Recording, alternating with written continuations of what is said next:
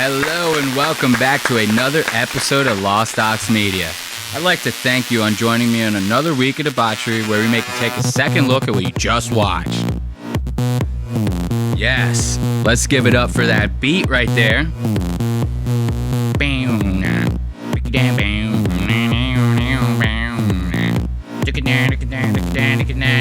Push me and then just touch me so I can get my satisfaction. Alright, we're not going to do the whole thing.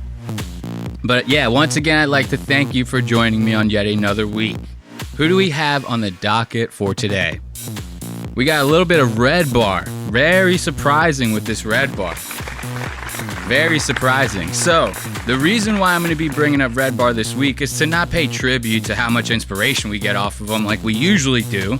This time, we've actually made some contact. We have come in contact with Redbar. Not only have we come in contact with Redbar, we were mentioned on the show. Or at least I was personally, not Lost Aux Media. Still pretty damn cool.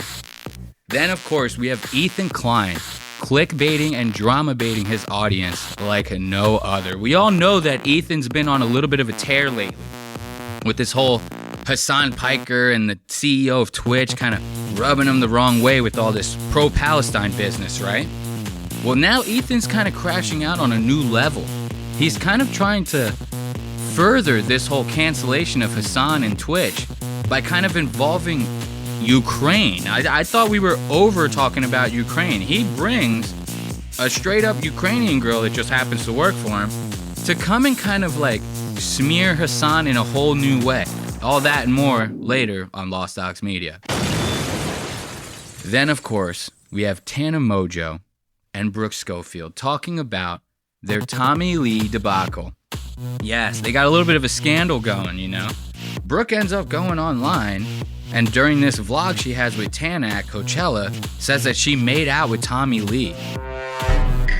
Now, Tommy has a wife named Brittany Ferlin. We talked about her on the show. She was actually on that one episode of Something's Burning that we covered a couple eps back. Brittany did not like this, and now Brooke and Tana are going to finally speak about it. Then, of course, how can we possibly forget talking about one of our favorite jamokes of all time, Mr. Tony Hinchcliffe. The world, at least America, hates this guy now, and it all stems from a little joke that he told during a Donald Trump rally. All very juicy stuff, and I, for one, am so excited that Tony's finally getting his comeuppance. So let's enjoy a little bit more of this beat at full blast and get right into it on Lost Aux Media, baby.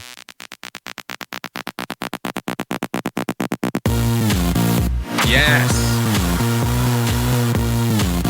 It's gonna be a fun one. It's gonna be a very fun one this episode. I cannot wait. Push me and then just touch me so I can get my satisfaction. Yes. Yes. Okay. So let's talk about this Redbar stuff. This whole encounter with Redbar actually like goes further back than you, the audience, might know. So like this show has been in the works for like 2 years. Mine, not Redbar.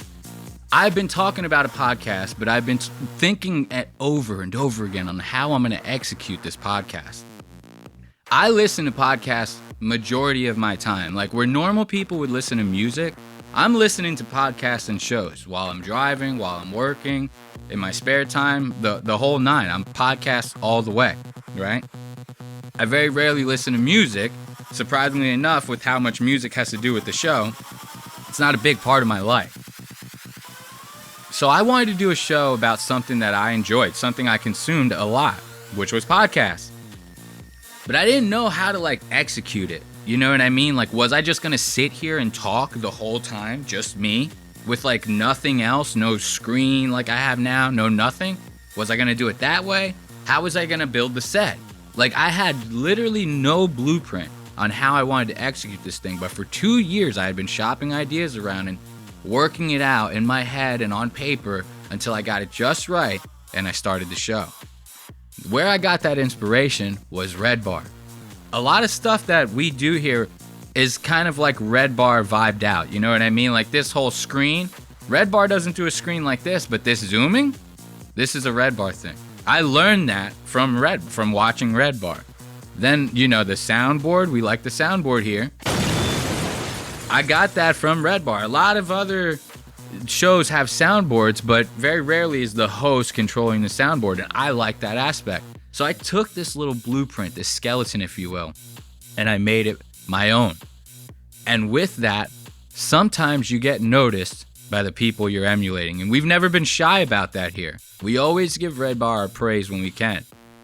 So one day I'm on my Instagram, right? And I get a follow. And I'm not very active on Instagram, so when I get follows and little notifications like that, I notice because very low activity there. Most of my support comes from YouTube, comes from you guys, the listeners. So I see a notification on there, I check it out. And the notification happens to be a new follower. And that follower happens to be Redbar. So we'll do a little Redbar zoom in for you, and I'll show you this. I'm still followed by the guy. Redbar Radio, Mike from Redbar. The host of Redbar, his name is Mike David. 33,000 followers, blah, blah, blah. It's very cool stuff, right? I get inspiration from the guy. I still love the show. I pay his website. I pay his membership website to watch his stuff. I love that show. It's probably my favorite show. So I get this follow. I'm like ecstatic. But I'm no idiot. I know how the show works. And I know that people, if somebody completely ripped off my show, if I had come up with the whole concept myself, it would make me a little curious at the very least. It'd probably get me a little upset. So I kind of expected somewhere down the line to get noticed by this guy as the show got bigger. I didn't expect it to be now. Like, we don't even have 1.5 thousand subscribers. So the fact that this guy's even seeing this is saying something, right? We've caught his attention. So I let this stew for a little while. I don't even say anything to the guy.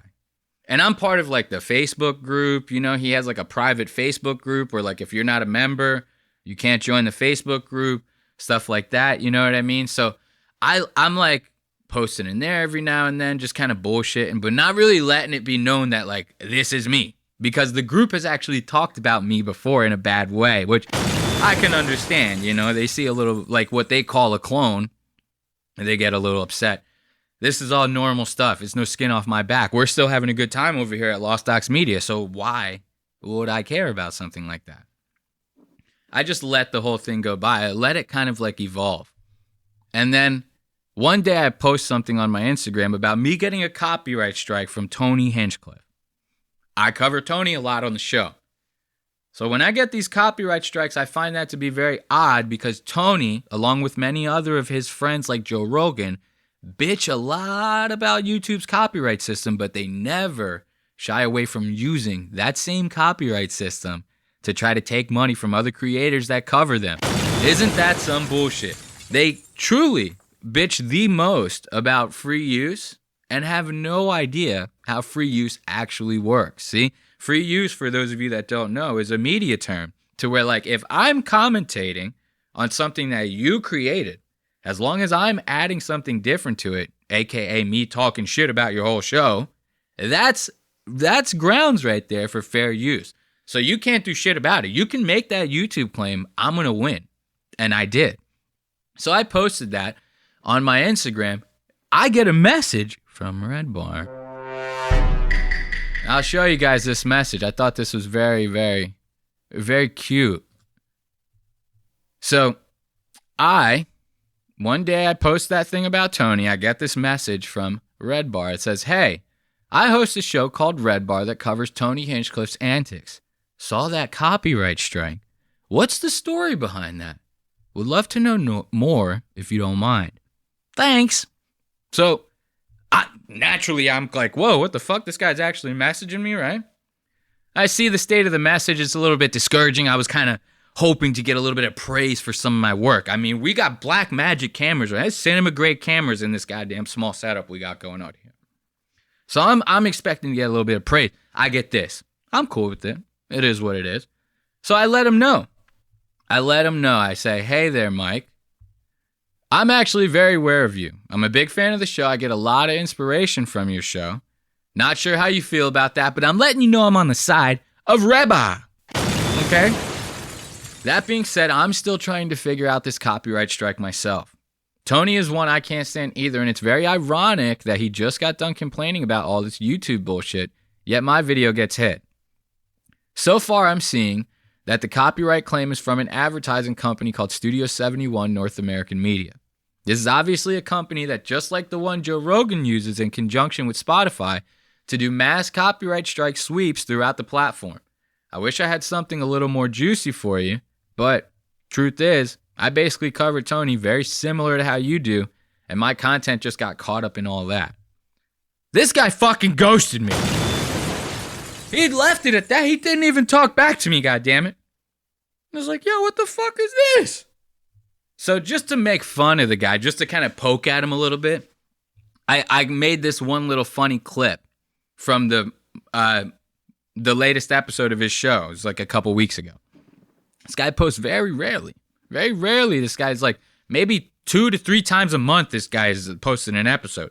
But when he does, they're like 11 hours long and they're fucking straight fire. So you can't hate on the guy. You cannot do it. I'll tell you that right now. That's one thing I do got to give to him. So I just to poke fun at him, I was watching the latest episode a couple weeks ago. And his wife is the producer. She's off camera. And he had hiccups during his set. He screamed, or she screamed to try to like scare him out of his hiccups, right? And they make this joke. They go, oh, someone should edit that to where like someone comes in, they point the guns at us, and they fucking, they shoot me and Jules. His wife's name is Jules. They shoot me and Jules. And that way, you know, it'll look like we got like murdered online. We could kind of like fool a bunch of people, right? So I made an edit of that to kind of fuck around and poke fun at him for the fact that like he didn't answer my goddamn my message back. You know what I mean? I was kind of like, yo, what the fuck is this, brother? Like I need a little bit of confirmation here from you. So then I wanted to show you guys that clip right now, but I got to airdrop it from my phone because like an idiot, I did not prep this one thing for the show. So while this is airdropping, I'll just keep filling you in. So I made that edit and I poked fun at it. I posted it in his Facebook group, right? And they caught wind of that. They saw the edit and they were like, I guess, very happy about it. They kind of thought it was funny. And with that, they ended up bringing it up on the next episode that they aired. They actually mentioned me by name.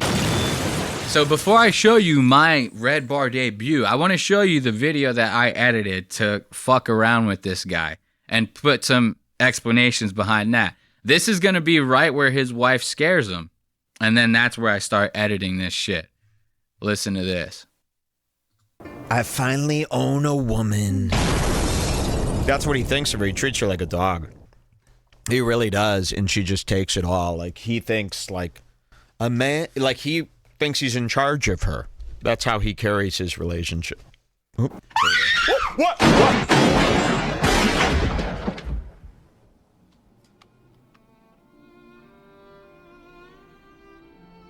That music is from Schindler's List. Mike David's a Jew. I was making fun of this guy. And here's the funny thing about this. I left clues in this to point him here to this show, and he still didn't pick up on it. Like I made the edit to go along with their joke, but I also added in like the Schindler's List music. You know, that's the opening music from Schindler's List. I'd never even seen Schindler's List. I have no idea. Like I know what the movie's about. I'd never seen a fucking minute of it. I took the music from Schindler's List. I put this 6 million. We all know what that number. If you don't know what that number represents, fucking Google it. All right. And then watch what we're going to do here. Look, now we added 6,000,001, right? Because there's one more we got to add to that number. You hear the fucking, the sound effect in the background that I used, right? What's that sound like? This one, right? So I'm like leaving this guy, like I'm going along with this bit, but I'm fucking with him at the same time in hopes that he's like, who the fuck is this guy? you know? Because I'm clearly poking at the fact that he's Jewish. So, and Ethan Klein's going to love this, I'll tell you that. So I'm poking at the fact that this guy's Jewish. I'm trying to do this to point him here, you know? He already follows me on Instagram. So you figure he would put these clues together. So tell me, where's this part, this soundbite, sound familiar right here?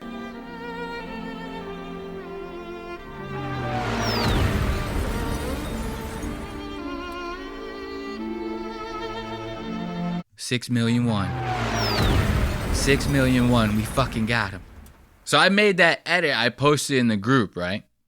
Then this guy goes live last night. Every time Redbar airs, they do it live first. Then a day later, they upload all the, you know, the footage from that, and then you could watch the show on his website. So it goes live last night. I started watching it, and just for the hell of it, I'm like, oh, Redbar's on, you know, and give it a watch. Or just give it a watch. That's what I do. I love the show. So I'm watching it. I hear Jules talk about how somebody in the Facebook group got upset because of her scream. So much so that they actually ended their membership on the website because of it. And Jules checked that membership and the person actually did leave. So then they mentioned, oh, well, don't you have a edit from that scream on the... Somebody posted an edit of that scream in the group, right? I hear this, my ears start I'm like, whoa, what? I'm like, I just posted an edit in that group to fuck with this guy. So I keep watching, right? I keep watching. Now he says, okay, after we watch this Jelly Roll clip, we'll watch that edit. I turn the screen recording on right away. I'm like, let's get this bitch going, because if that's my edit, I'm talking about it on the show. Lo and behold, this asshole posts my god. He's talking about my video, and here's the thing. He says my name wrong. He says my name wrong. He starts making fun of the edit. He says I squished. I'll let him talk. This is so funny. Just to be mentioned like this in this way. He's doing this Halloween special, right? And just to get mentioned like this, it's just so funny. Like, I genuinely hope that I can start a little, like, poke battle with this guy, right? You'd be like, hey, you're a Jew. He's like, oh, you're Puerto Rican. You know what I mean? Whatever. You just have fun with the whole thing, right? You will. Sooner or later, you're going to know that this guy that you made fun of on your show is me. You follow me on Instagram, buddy. Let's not play games, okay? Wanted to see, so there was some controversy over you screaming on the last episode. Is that right? From one person. Everyone else loved it. Oh, it's just one person. So somebody made an edit? I haven't seen this yet. Somebody made an edit. I saw this. I was like, oh, it's so cool. Should we check that out? Yes. It's stupid. But it's great. Let's see this. So on the last episode, I was having this big problem with hiccups. I feel like I'm going to have that same problem tonight, to be honest, from all this swill. And I said, you know, Jules stood up and she screamed. I had no idea this was happening. I was really, really, really scared here. And I said, it would be nice if somebody made like an edit out of this, right? Didn't we ask for something like this? So here it is. This is from Elias Moreno. What the fuck? This guy he didn't even say my name right. Listen to Elias Moreno. Something like this. So here it is. This is from Elias Moreno. Wow, perfect for tonight, huh? Look, he's doing a Red Dead Redemption style episode. He was making fun of Tony in this episode too. I had to skip that part because I don't like to get other people's ideas in my head when I'm covering the same people on, you know what I mean? These things happen. This Tony Hinchcliffe stuff is juicy. Stay tuned on Lost Aux Media for this. You are not going to want to miss it. Trust me. So he has a little Red Dead Redemption style, like making fun of Puerto Ricans, like this Tony Hinchcliffe joke. And so he says, oh, this guy's name is perfect for it. Yeah, that's how you pronounce my name with a Spanish accent. If you're just talking to me, you know, you just say Elias Moreno. That's how you say it, like Dan Marino. You know? It's so funny as when I think it's such a cuck move. Not saying he's doing this. He's obviously just making fucking jokes, but it's such a cuck move when like white people they go to like a Mexican restaurant or something and they try to talk like with the Spanish accent when talking about Spanish shit, right? They go, "Oh, what would be a good one? Can I get some huevos rancheros?" They try to say it like a Hispanic. Can I get some huevos rancheros, please? You know? And it's so funny because these same type of people that do that kind of shit will be the same kind of cucks that'll be like, you can't appropriate Mexican culture by wearing a fedora or a fucking poncho. You know what I mean? What the fuck are you doing by trying to talk in a Mexican, Spanish accent, whatever? You don't speak a lick of the goddamn shit. Think about that. Think about that when you're out and about. You start seeing these white folk start trying to pronounce ethnic shit with an ethnic accent. It's very, very offensive. Okay? I don't like it. You shouldn't either. Okay? So this guy, he pronounces my name wrong in a typical Jewish fashion. Something like this. So here it is. This is from Elias Moreno. Wow, perfect for tonight, huh? Elias Moreno. Am I saying that right? No. He says, I don't remember this part of the scare fiasco. Let's see this. I haven't seen this yet. I finally own a woman. That's what he thinks of her. He treats her like a dog. He really does. And she just takes it all. Like See the zoom? See how he zoomed like that? Same thing. We're doing the same thing around here. Thinks like, here it is. A man, like he thinks he's in charge of her. That's how he carries his relationship.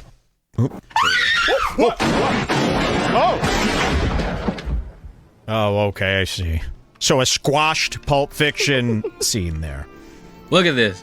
Making fun of my shit. Squash Pulp Fiction? Squash Pulp Fiction! Listen, don't blame me for that. Blame the asshole whose YouTube channel I ripped that video from. What, do you think I filmed it and then I fucking squashed it myself, dude? What the fuck are we doing here? I'm an editor. I understand how aspect ratios work. You think I'm trying to put in extra work for this stupid bullshit just to post it on your Facebook group? Come on. This is a joke. Take the stretched image as a joke. Come on, you talk about this shit all the time. Don't get butthurt. I like a squashed image. You know, I like a squashed image. Oh, okay, I see. So a squashed Pulp Fiction scene there. Yeah, I really fucked up the edit. I don't like edit. this. You don't? Why are they narrowed in memory, in memoriam? Mike and Jules David. 6 million. You hear that? Oh, okay. 6 million won. Yes, look at that. Very nice. Elias Moreno. Elias Moreno. Look, you know what's funny about that? His wife, Jules, fucking loved it. She left a laughing emoji on the post, the whole fucking... She thought this was hilarious. She didn't care about the goddamn aspect ratio of the Pulp Fiction. Come on, you know? And the funniest part about this whole thing is, like, I ended up getting that, like, the idea for the 6 million and one, stuff like that, all from this video, right? Where Mike, he gets farted in his face on the show, and he doesn't let anyone post it, right? He's like really against people seeing it. And that's fucking hilarious because like Redbar's whole shtick is like he's like the cool guy, you know what I mean? So something like that is very much like, okay, he doesn't want that to air ever. So it's always been known that he'll like copyright strike the channel and stuff like that when people post that video. So that whole Schindler's List, 6 million and one, stuff like that, I got that idea from this video. I want to show you this. This is actually fucking hilarious. Watch this shit. Let's say goodbye to the people. I have to put my hand over there. This is what Redbar used to be like a couple years ago. This guy, I'm telling you, inspiration. Like everyone should get inspired by the way this guy produces a show because every couple of years, this guy is up in the game, up in the game, up in the game. You know what I mean? And this is the goal for this show. We want to eventually do this full time. Like, I still work a goddamn job. You know what I mean? I still work a regular ass job, just like everybody else. I'm doing this in the hopes of changing that, right? So, you know, the goal for this is like when we get to be full time, this will be the only thing I have to focus on, right? The show's just going to get better. It's going to keep getting better. So spread the word. Tell your friends. You know what I mean? Like, you see what studio this guy was in before came from this, you know? Not that this is bad. This is the goal, okay? This is what I want people to understand with this. This show will not stay like this forever. This show will only get better, okay? Understand that first and foremost. Now let's watch this Jew get gassed. I head over there for it to be a hug. Good night. See everybody, everything's fine. Very heartfelt. Wait, listen to this. Tell them everything's fine. No, just stop it. Look at that, right in his fucking face. Got his ass, dude. Look at that. We gotta go back for that. Look, you think this is a fucking heartfelt moment, right? This guy, this used to be like his best friend, okay? Used to be his best friend. This is when they were still cool. Now they don't really talk so much. That's a whole nother thing for later. Get into Redbar. You'll understand the lore a lot better, okay? So this guy used to be friends with them. Look at this. You think this is a heartfelt Tell moment? them everything's fine. Look at that. No, just stop with that. God, the fucking killed his ass. I'm surprised he's still alive to this day off of that. Okay? Stop with that. Now watch. This is where I get the inspiration from of the edit that I just did. And he knows about this edit, which I think this is why he didn't like the second part, because that's when the Schindler's List music starts kicking in. Get him out of here. I hope you enjoyed Sven Week. Tell no one. I farted in his face. He didn't. Tell no one of what you've seen here today. Good night, everybody. Good night. Tell no one. Listen. Hey, everybody, everything's fine. No focus. Look, got him. I hope you enjoyed Sven Week. Tell no one. He did. Tell no one what you've seen here today. Good night,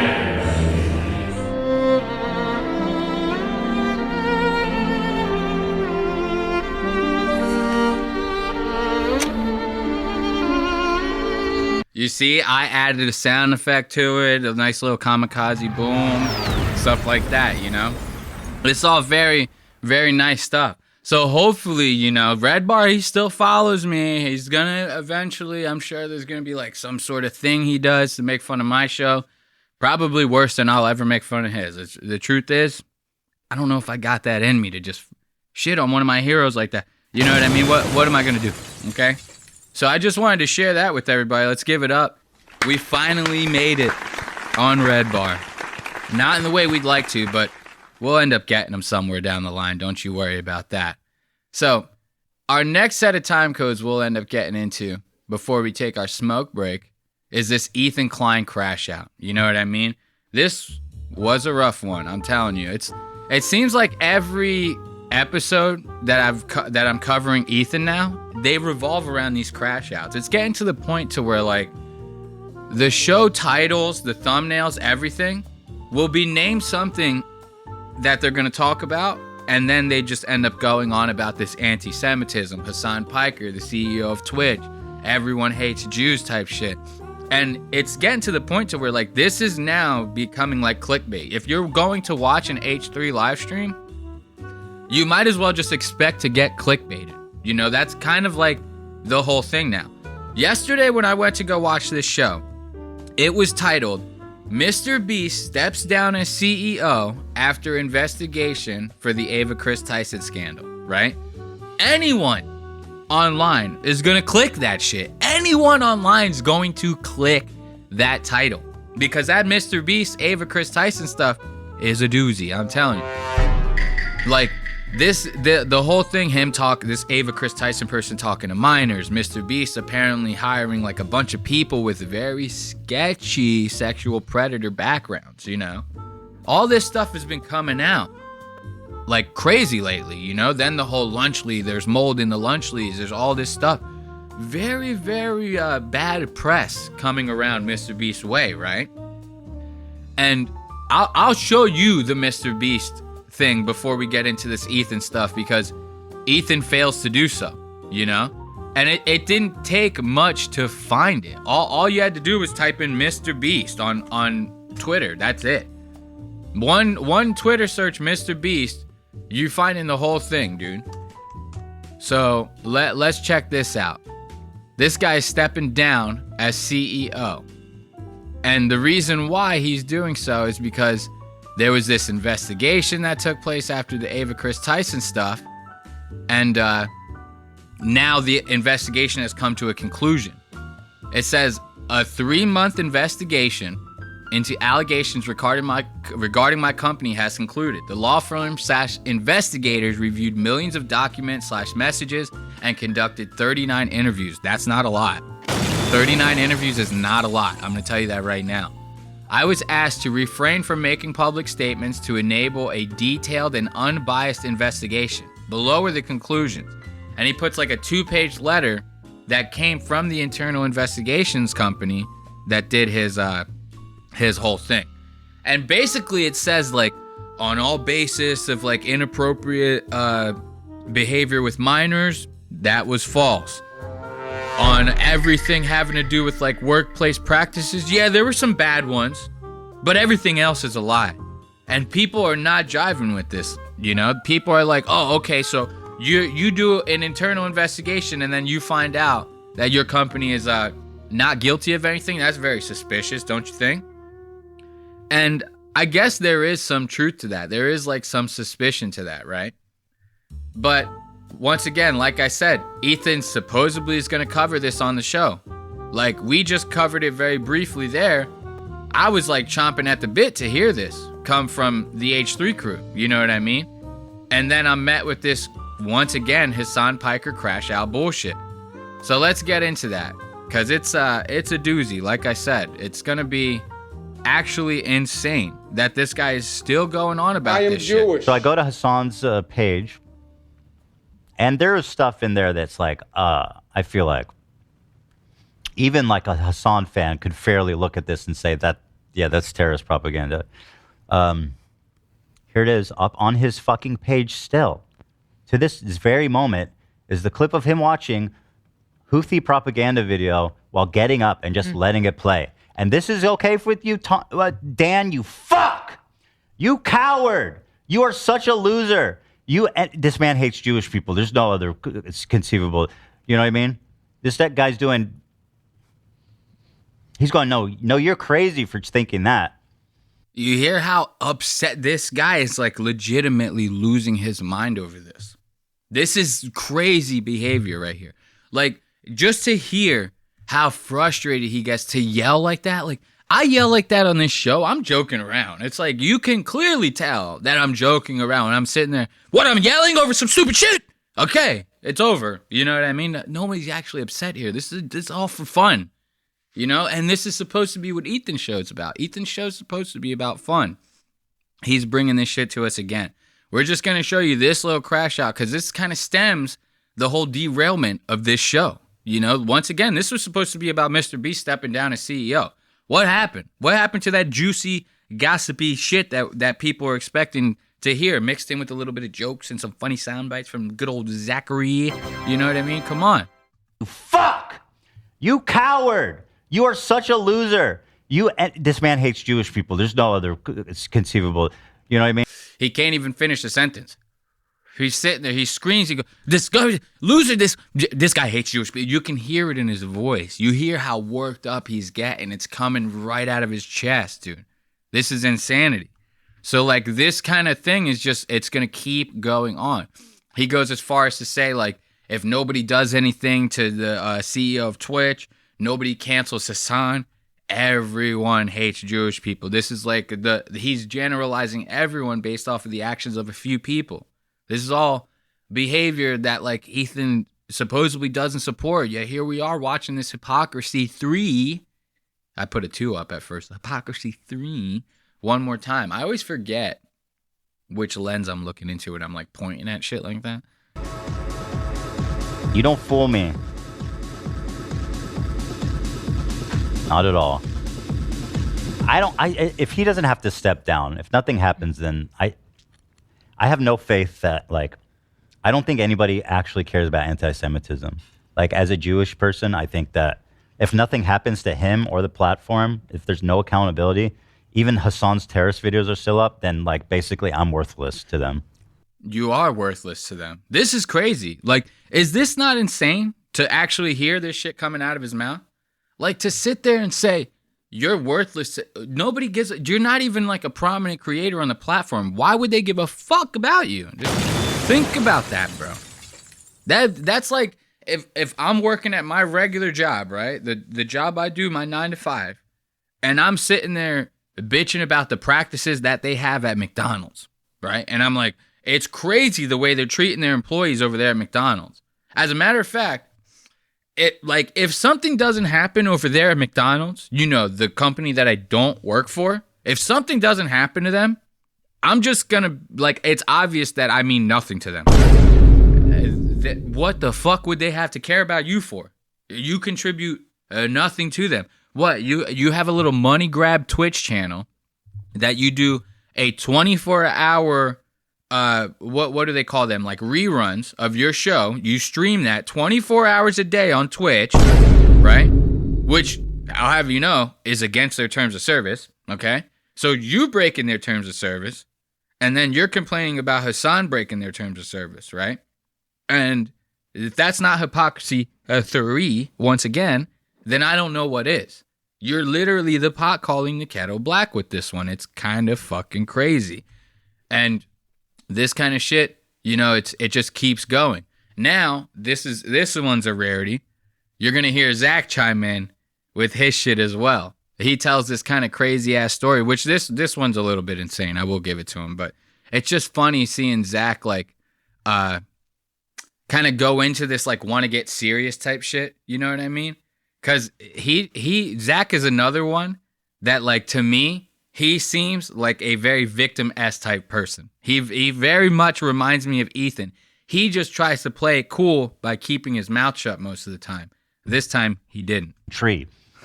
He's like, I can't make music as good as them. I need to kill them all. Can I share something that I saw last night that was pretty disturbing? Please as do. a Jewish person. So last night I was in West Hollywood, big Halloween thing down there. Yeah. And there was a person doing the Sig Heil in full fucking Nazi uniforms, wearing a swastika armband, and they were wearing a pig mask. Now, I don't know if they were trying to have a joke or what about this, but it was deeply, deeply fucking disturbing. Was anyone saying anything? Just out on the street? I went up, and people were taking pictures next to him doing the Sig Heil.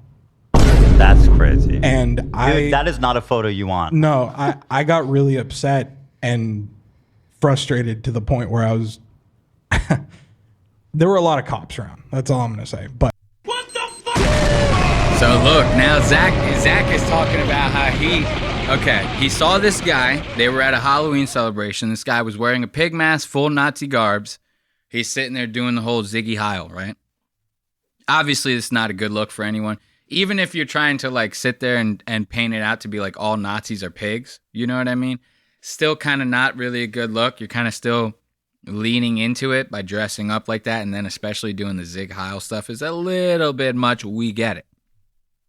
The reason I thought this was funny is because Zach is sitting there talking about how he would go up to this guy and beat this guy's ass if there were no cops around, right? This is so funny to me. And because the reason why it's so funny to me is because, like I said, Zach he strikes me as a very victim-esque type person.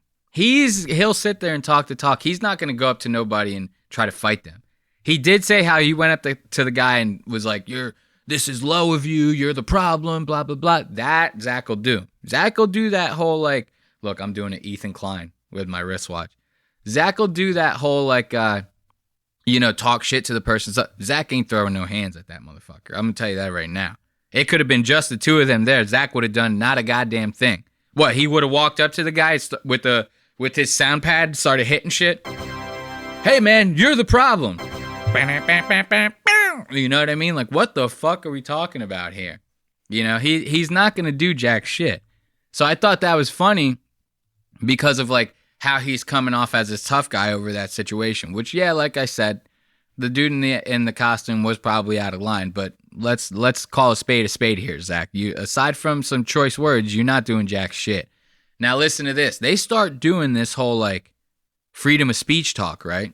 They're like, isn't it illegal to do some shit like that? As if we're in like fucking third world communist Russia. Listen to this. No, it's insane. Anyway, shout out to the pig Nazi. We love you. I was dressed as the Joker too, so. Dude, you had the in. You could have done anything to him. Tell me that doesn't make it better. Zach walks up to you. Picture Zach walking up to you. Hey man, what the fuck? You're the goddamn problem. Dressed as the Joker. Dressed as the Joker with the full beard and everything, so the fucking makeup is all like caked in his beard. You would think that this is an actual insane person. You probably wouldn't even think this is somebody dressed up for Halloween. You know what I mean? Then he's hitting you with the sound bites from his iPad, you know, while sitting there talking. This guy can't do anything without sound bites. Did you know that? Did you know? His family actually gets upset. Like, he's not even invited to Thanksgiving dinner. He has one of these. He's hitting that thing in his everyday life. Non-stop, dude. Non-stop. Always with the sound bites. His girlfriend's getting ready to leave him. They're fucking. He's hitting sound bites. Boom! I got my nut off. You know, this is like the type. He's obsessed with the sound bites. So now he's yelling at this dude in a Joker mask, hitting sound bites on his iPad. Boom! Boom! You know what I mean? And this guy's sitting there like, what the fuck is actually happening here? There was sheriff's department around. I didn't want to spend the night in jail, but you don't need to. Yeah. It would have been fucking badass though. No, stop. We're not encouraging that. I wanted to, believe me. That would have been sick, dude.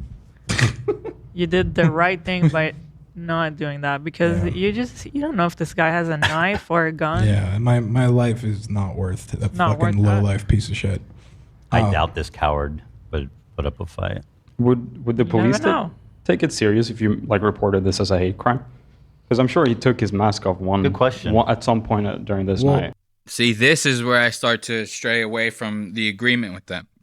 Yes, I agree. It's a little bit wild for this dude to have a crazy ass costume on, but the only crime there is not socially acceptable. Nothing anywhere in the Constitution and the freedom of speech and the freedom to express yourself does it say you can't wear that stuff. So to sit here and have this fucking European communist ass cuck sit there and say, can you report that for a hate crime? I mean, would the police take it seriously if we reported that for a hate crime? Shut the fuck up, okay? This isn't Sweden. This is America. We can dress how we want, okay? Doesn't mean everybody has to agree with it, but we can do that shit. This guy is sitting there going like, can't they just throw you in the goddamn Gestapo for that? You know? Can't they just lock you up for 5 to 10 without any kind of trial or anything? Like, they do that where I'm from. You know what I mean? Like, in the countries where I'm from, they'll just knock on your door and straight arrest you right there for a Facebook post. So, like, it surprises me. Like, he's like, oh, it's so surprising to me that, like, this guy can just dress up however he wants in this situation, you know? It's like, dude, this is America, baby. This is why we're number one. Because you can dress as a Nazi.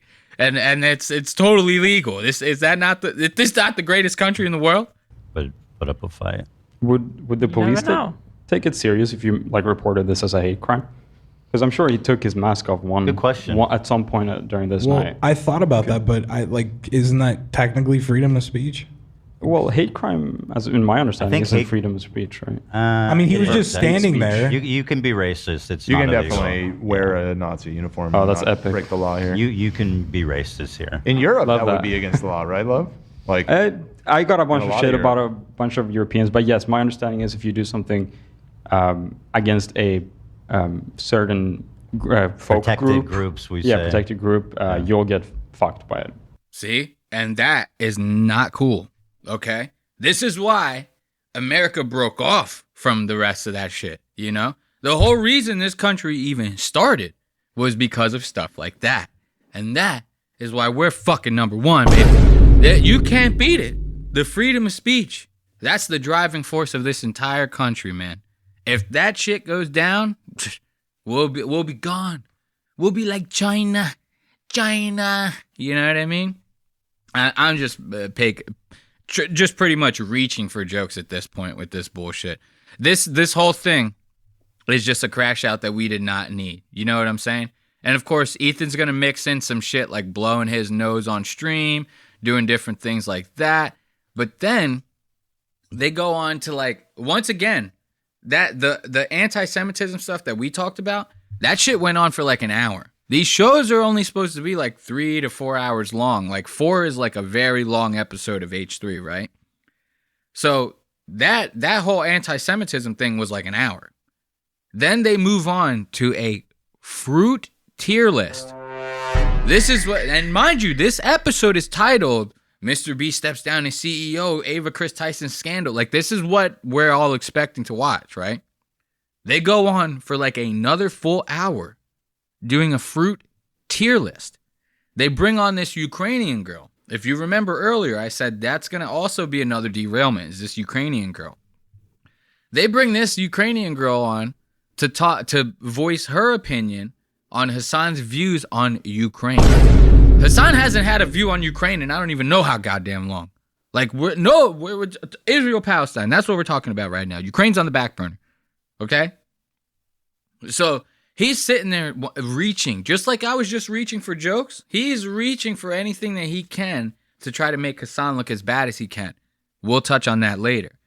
I wanted to give you some context on this Ukrainian girl because she sits there and starts making fun of Gila during this fucking fruit tier list. And I thought that was good shit because it's very rarely that we see Gila get talked to in this way because everyone there is scared of her. Let's see. We rated the date. We're right, good on dates. Let's move on to moving on. Cantaloupe. Ooh, interesting one. Cantaloupe's good. It's not amazing. Look at this dog shit. Is this not like a fucking cop out of content? You have like 9 producers there. However many researchers you have on payroll. This Ukrainian girl we're about to talk about is one of the researchers. So she is also technically part of the production crew. You have all these people there to work on this goddamn show. This is the shit that you want to pull up on? Like, this is what you want us to watch. A fruit fucking tier list. This is it. This is just an excuse for Ethan to eat on stream. If you're asking me, that's what this is. You know? I mean, I guess it's kind of okay, though, because it's like fruit, right? And like fruit is healthy, right? So like I can sit here and munch on fruit for like the whole 3 hours. And like, that's cool, right? It's not gonna like fuck with my Ozempic prescription. This is like what I'm seeing when I see this. There's another excuse for Ethan to eat on stream. This is the grade A content that he pays.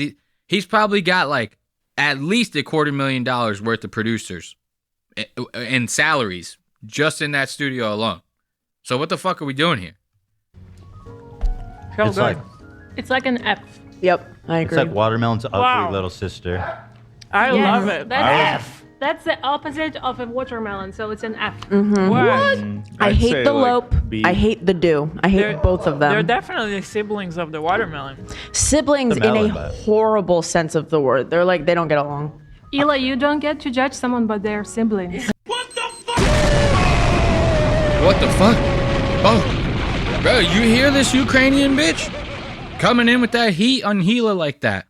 That is wild shit. So if for those of you who don't know the context, they're sitting there talking about, oh, cantaloupe and honeydew, they're like watermelon's like ugly younger sibling or something. I don't know what the fuck they were saying. Comparing them, watermelons and that shit to siblings. This is all grade A content, by the way. So that's what they're talking about. And Gila's defending these cantaloupes and honeydew whatever. Ethan's like, nah, man, it's like the ugly younger sibling. She goes, no, they're definitely more alike than you think. This Ukrainian bitch talking about Trisha Paytas and Moses, who happens to be Gila's brother, right?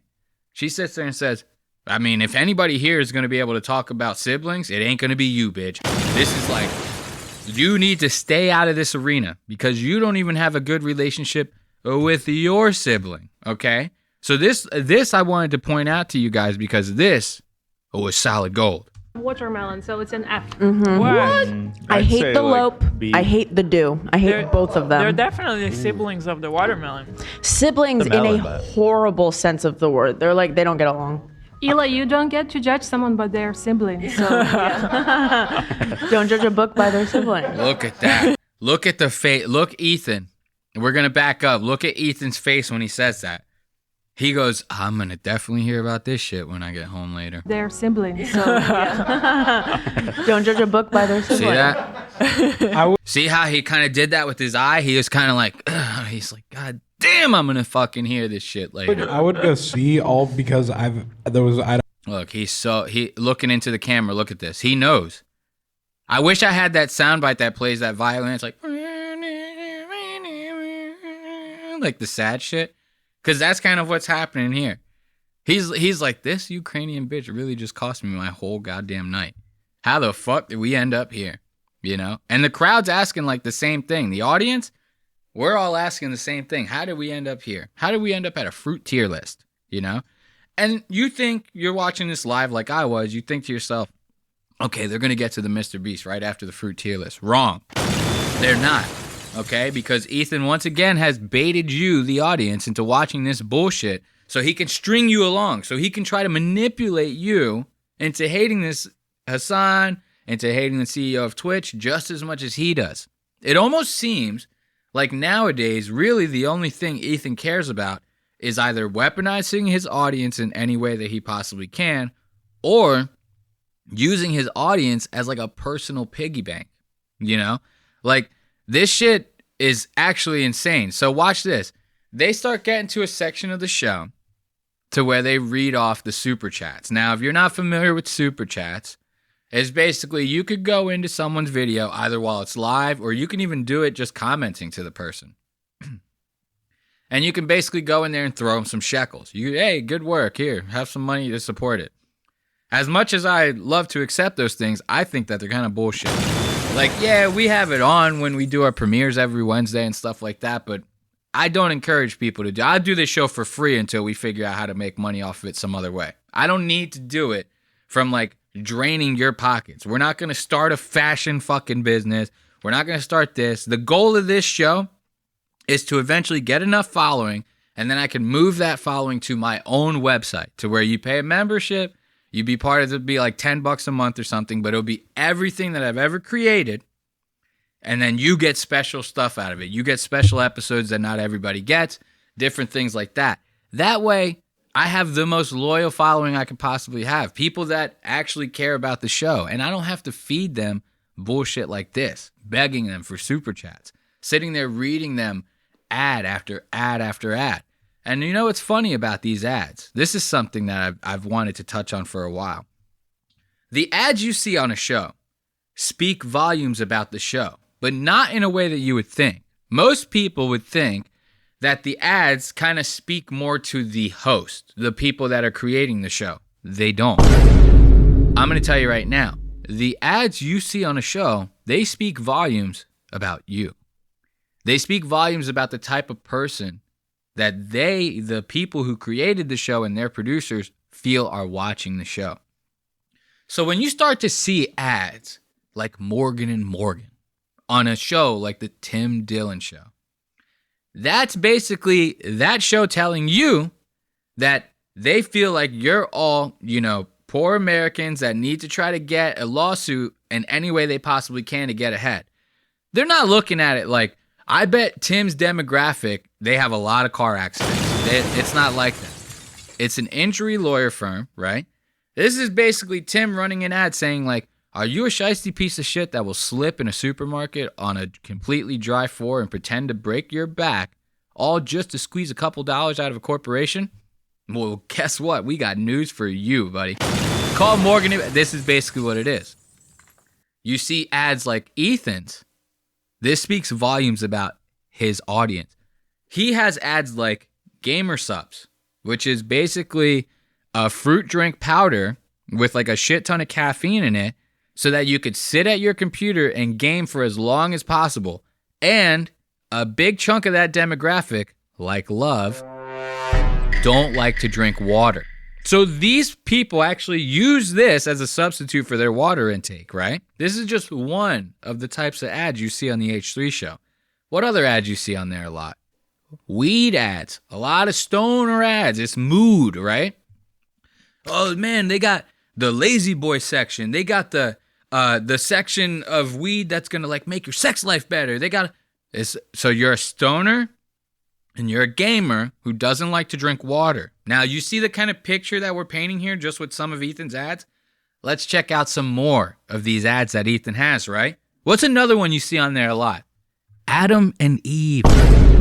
Adam and Eve. It's an online sex shop. They have some brick and mortar stores that you can go to, but they're very few and far between. Adam and Eve.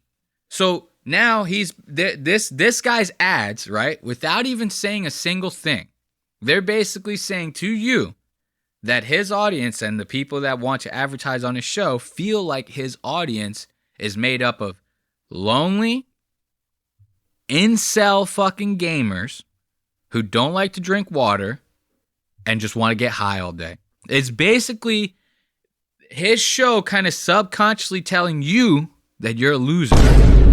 It's kind of like what this is, right? Now you pair all that with these fucking super chats. This guy's practically running like a fucking, what was that shit that they used to try to get us to do in school all the time back in the day? To try to get people to like donate for these charity causes.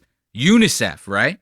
So this guy is practically running like a full-blown UNICEF show, and everybody's just like falling into it, giving this guy money, right? Him and Gila end up going to the bathroom, and they leave AB to read these chats. Listen to one of these chats that they end up reading after Zach tells his little Zionist Jew story with the costume and the Nazi. That's not great. Yeah. At a Trump protest in Mystic CT a couple of months. Oh, I did read that one? I'm losing my mind. Ethan did. Oh, Ethan did. Okay, sorry. No, you read that, Abby. You forgot it. As a non-religious slash chat says, as a non-religious Zionist Jew, I am still scared. Dude, that is rough to read. What the fuck? So now AB's sitting there reading, mind you, Ethan's super chats. These are Ethan's super chats. Isn't that crazy that these super chats, they're all going straight to Ethan and Gila's pockets, right? They never read them. You ever find that to be a little bit suspicious? That like they're the ones who benefit the most from these super chats, right? They never read a single one. What does that say? Like, what would that say if I had a message that I wanted to send to them, right? I paid like $20, $50, $100, you know. You got to make the juice worth the squeeze if you want to get these things read on the air. They're not going to read some like $2 donation when they got a bunch of 50s, a bunch of 20s, a bunch of 100s sitting in there. They're going to read those first because they want those people to donate more, right? You see where this is going? So now they practically have this system set up to where like the fans will donate all this money. Majority of it goes to Ethan and Gila. They never read a single fucking one. Now they're in the bathroom. Excuse me, I'm still doing the Burt. Now they're in the bathroom shitting their brains out. And AB and like Dan, they're stuck holding the goddamn bag. Okay? Now AB has to sit here and read this comment. He's a Muslim. He's pro-Palestine. Ethan's sitting there putting him through all this like anti-Semitism bullshit, right? Completely disregarding his struggles. And that's fine if you want to like, I don't know, compartmentalize that a little bit. That's great. But to sit there and throw it in his face, episode after episode after episode, right? And now, while you're sitting there shitting your brains out, this guy's got to read people talking about them being Zionists, them being actual Zionists, right? This is crazy. You forgot it. As a non-religious slash chat says, as a non-religious Zionist Jew, I am still scared. These are very uplifting. Yeah. Oh, my bad. I actually misheard that. So the chat person was saying they're not a Zionist, they're not a religious Jew, but they're still scared. Still kind of shitty for fucking AB to have to read that shit, right? So like this is the kind of stuff that I'm talking about. They are completely derailing this show, begging for super chats on a daily, promising us Mr. Beast takedowns, right? And then we get this. We get this Ukrainian chick. Nothing wrong with that. She gets a full 2-hour segment, right? Almost 2 full hours. She sits there and talks about her Ukrainian struggles, right? and how Hasan Piker is not in a line with those struggles. So now Ethan is using this girl as a vessel to fucking try to carry out his mission of canceling Hasan, right? This is what's happening here. So not only is he doing that, he's giving her a full 2-hour segment to do so, right? Now, keep that in mind.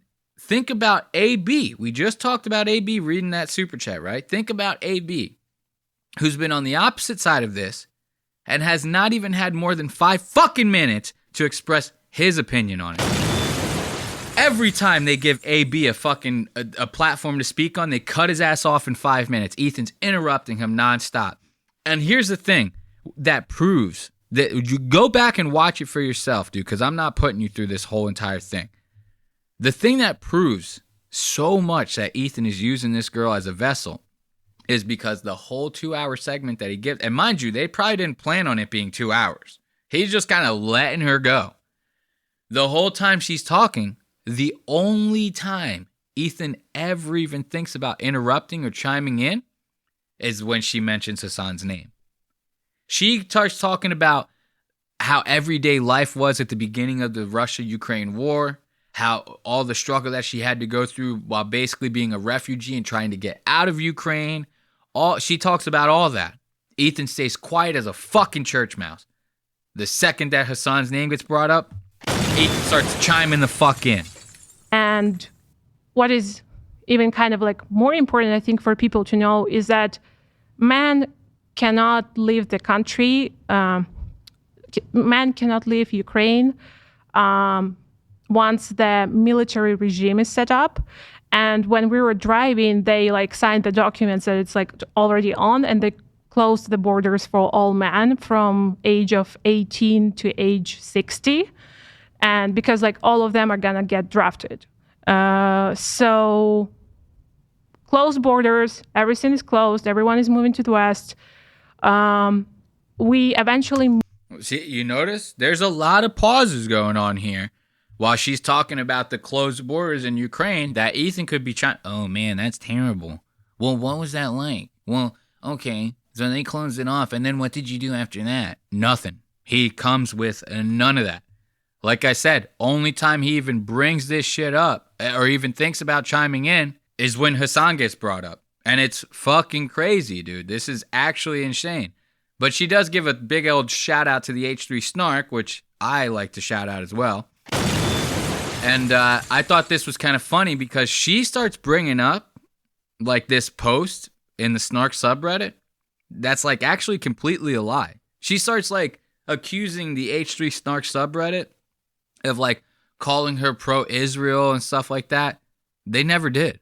The only thing they ever brought up was the fact that like she probably doesn't know that she's like quote unquote working for a Zionist. This is something that the H3 Snark are very adamant about Ethan's Zionism. Okay. So now she's about to shout out to this H3 Snark. She doesn't even know what the fuck she's talking about. Why? Also, shout out to H3 Snark. I saw your post about me, and the amount of you weird little freaks who think that I'm like pro-Israel from whatever I said on the pod before, which I've never even talked about that topic. So funny. You're like so insane. I'm completely pro-Palestine. You've never talked about the Israel. I've never even mentioned anything. Like I've been here for 5 minutes, but like I'm already pro-Israel and IDF, and I'm like, I don't know, like almost killing babies. Like, what the fuck? They never said that. I actually went and checked. Like, that's the crazy thing about this is like they make these assumptions, but because the majority of their fans are such big supporters of them, they never go to like fact check the shit. So she said this. I'm not like anyone in the Snark that's important, but I have a good relationship with some of the people in there, some of the mods in there and stuff. I'll ask them for, time codes. Hey, do you remember this ever happening? Like when I'm kind of putting together my little exposés on Ethan. So immediately she said this while it was still playing. I opened another tab. I went right to the Snark subreddit and I started checking. They had already mentioned. One of the mods had posted and said, I don't know what this girl's talking about. The only post that we have in the subreddit is this one. Put a link to it. open the link, I find they don't mention jack shit about her being pro-Palestine. Only thing they're talking shit about is they go, I wonder if this girl knows that she's working for a Zionist. That's pretty much the biggest thing that they bring out of the whole thing. And now watch, I'll end this What's Eating Ethan Klein segment on AB saying his piece. And like I told you, they give this girl 2 goddamn hours almost. And a lot of times the second the second AB gets the floor, Ethan's good for fucking just cutting him down. So watch this. You, AB. No, of course. No, I know. And for those of you who don't know, me and Gail have probably worked together the most out of the people on the crew in the past year. I'm just asking these questions. And I see a parallel between like this Palestinian struggle and the Ukrainian struggle, but for some reason, I guess maybe I don't know if I'm missing something. The reason is that American government supports Ukraine more, but it doesn't matter. We need, in my understanding,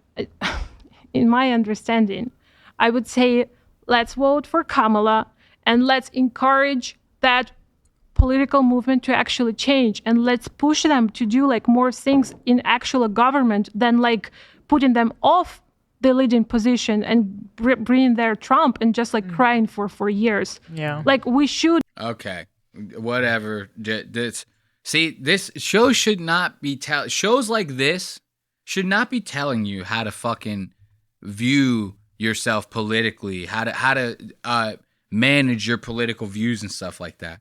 You should not be that susceptible to this type of stuff. You know, this is a comedy show. This is not some social zeitgeist podcast experiment where they're trying to like wake people up to like the bigger picture type shit. This is not what this is. This is not some think tank podcast.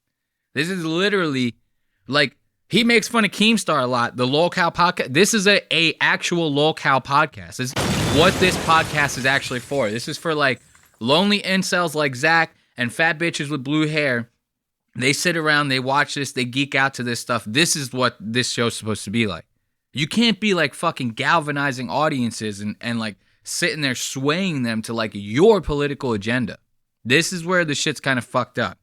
So she continued on with this rhetoric for a while, and now AB's finally about to chime in and of course get cut off by Ethan. Urge that as well. Yeah. And I agree. It's not like a competition of what's worse. Mm-hmm. Yes. But in regards to, and I'm glad to hear your opinion on it, but him talking about the comparison of deaths and children, it's like this overarching thing that I feel like as Muslims or Arabs, I know Hasan's not Arab, but we just have this feeling of like, we've had this feeling like people just don't give a fuck about us. Like, and I'm sure, you're feeling the same right now. I know that feeling. But yeah, just on that one point, the comparison between the two conflicts, like everyone was, from my point of view, everyone's up in arms initially about Ukraine and not so much about what was going on in Palestine. But not, again, it's not a comparison thing, but I'm saying that's, I completely agree. Yes. The sentiment. I guess we're in different circles because online what I see. See, so now Ethan coming in not only with an interruption, but completely trying to negate AB's point. What the fuck are we doing here? Like, AB actually had a legitimate point. He said, yeah, Palestine, we've been getting shit on by Israel for like years now. Nobody said a goddamn word. The second that something happens in Ukraine, it's like everyone's fucking up in arms about this shit. It's like, what are we doing here? And of course, Ethan, well, we might be in different circles of the internet because, like, I'm seeing a bunch of support for pro-Palestine. Like, yeah, that's because you're looking for it. You're sitting there trying to hunt down fucking Hasan. So, yeah, you're going to see it. You're fucking out there searching for it every goddamn day. Let AB have his piece. Because we love AB around here. So let's finish out that What's Eating Ethan Klein segment with a couple claps. And we'll turn on some music and get this smoke break going.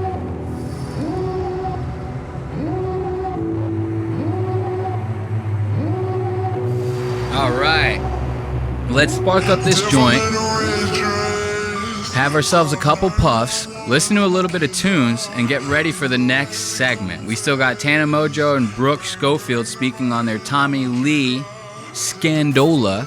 And then we got, of course, everyone hating on Tony Hinchcliffe for this Puerto Rico joke that he did at a recent Donald Trump rally. So stay with us, have a couple hits, and we'll get right back into it with Lost Aux Media.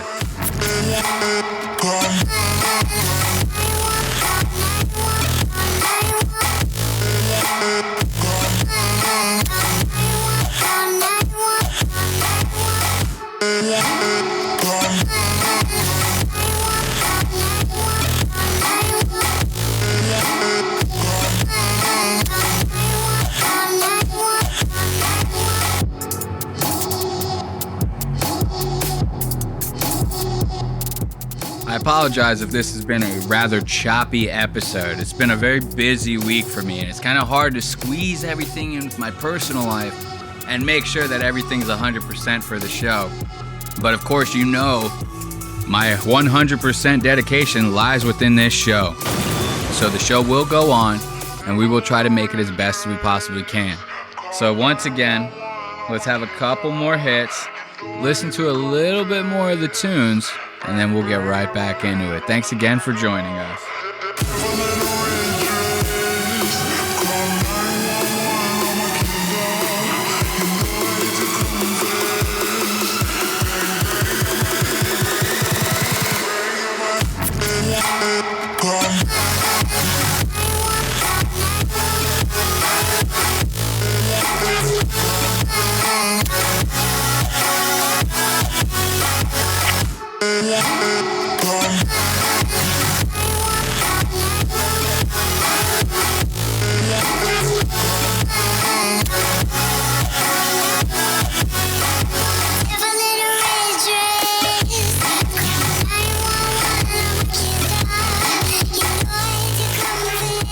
God damn. Seems like this is going to be a very electronic-driven episode, you know? We came in hot with that fucking Satisfaction in the beginning of the episode. I don't even know what this is. Baron Gates. Song's called Devil.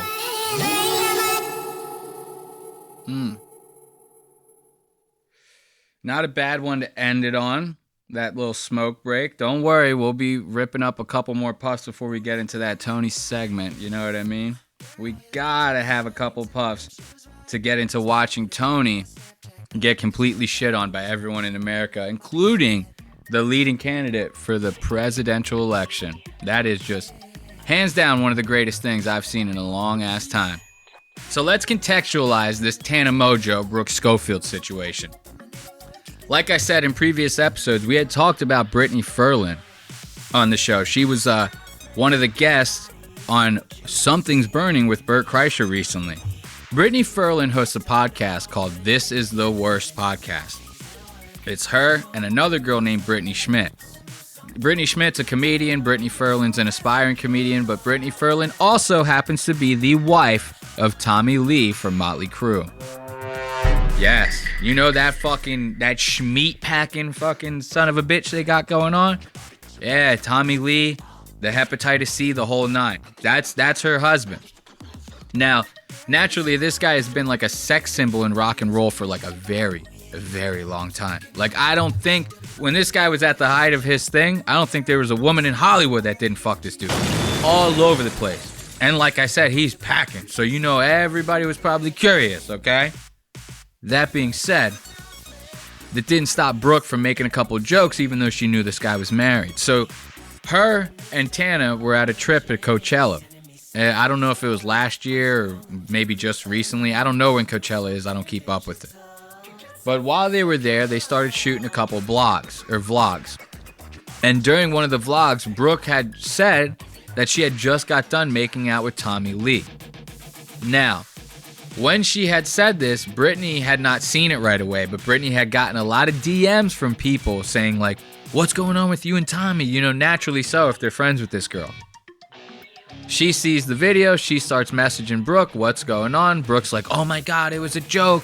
But Brittany got very skeptical because she had left Coachella a day early and left Tommy there by himself for an entire day. So now everybody on the internet, they see these clips, they start thinking, did Tommy Lee do it? Did he not do it? What's the situation? Brooke immediately cops out and says, nope, it was all a joke, and I was joking when I said it. I shouldn't have said it. He's married. I'm sorry. Now, this is where we get them talking about it on the Canceled podcast. Let's get right into it. Hello and welcome back to the Canceled podcast. That was a good, strong one. That was a really good, strong one. It feels so good to be on this couch. I just feel like even just... Look at that. A nice edit right in the middle of that talking. Like, you can't even say that line without having the producers have to edit that in. Good, strong That one. was a really good, strong one. Watch the cut right here. It feels so good to be on this couch. Did you see that? It feels so good. And she jumps to be on this couch. It's like 2 different takes she had to do just to get that line out. I just feel like even just back in the real world, like I feel like I have so many more topics and I'm just... just nice. a reset, if you will. Yes. Back in LA, how are you feeling? Okay, so now they're doing like this little Halloween style episode. Tana's wearing, for those of you just listening at home, a Peppa Pig beanie. It's got, if you're familiar with Peppa Pig, you know it's like, she's kind of drawn like a flounder, right? Like she'll be facing you, but both her eyes are on one side of her head and her nose is like off to the side. So like if you were looking at her straight on, all this part of her face would be flat. Her nose would be coming out of the side of her head. The hat is built the exact same way. So now Tana looks like she has 2 little ears coming off the top of her head, but she also looks like she has a giant dick hanging off the left side of her head. The reason for that is because Peppa Pig's skin is pink. So this is what we're seeing here with this quote-unquote Halloween episode. So now, about 6 minutes in, she brings up the Tommy Lee situation. This is where we get the goods. I have so many fucking topics. I don't even know where to begin. I do too. Wait, first of all, should I start with my apology? Oh, yeah, you're sorry. I forgot. Yeah, I am sorry. I have another apology to issue. I didn't understand why it was a big deal, but like then I saw, like once she explained it, I was like, okay, I get it. But I have to issue a formal apology to Brittany Furland, okay? Brittany Furland. Okay.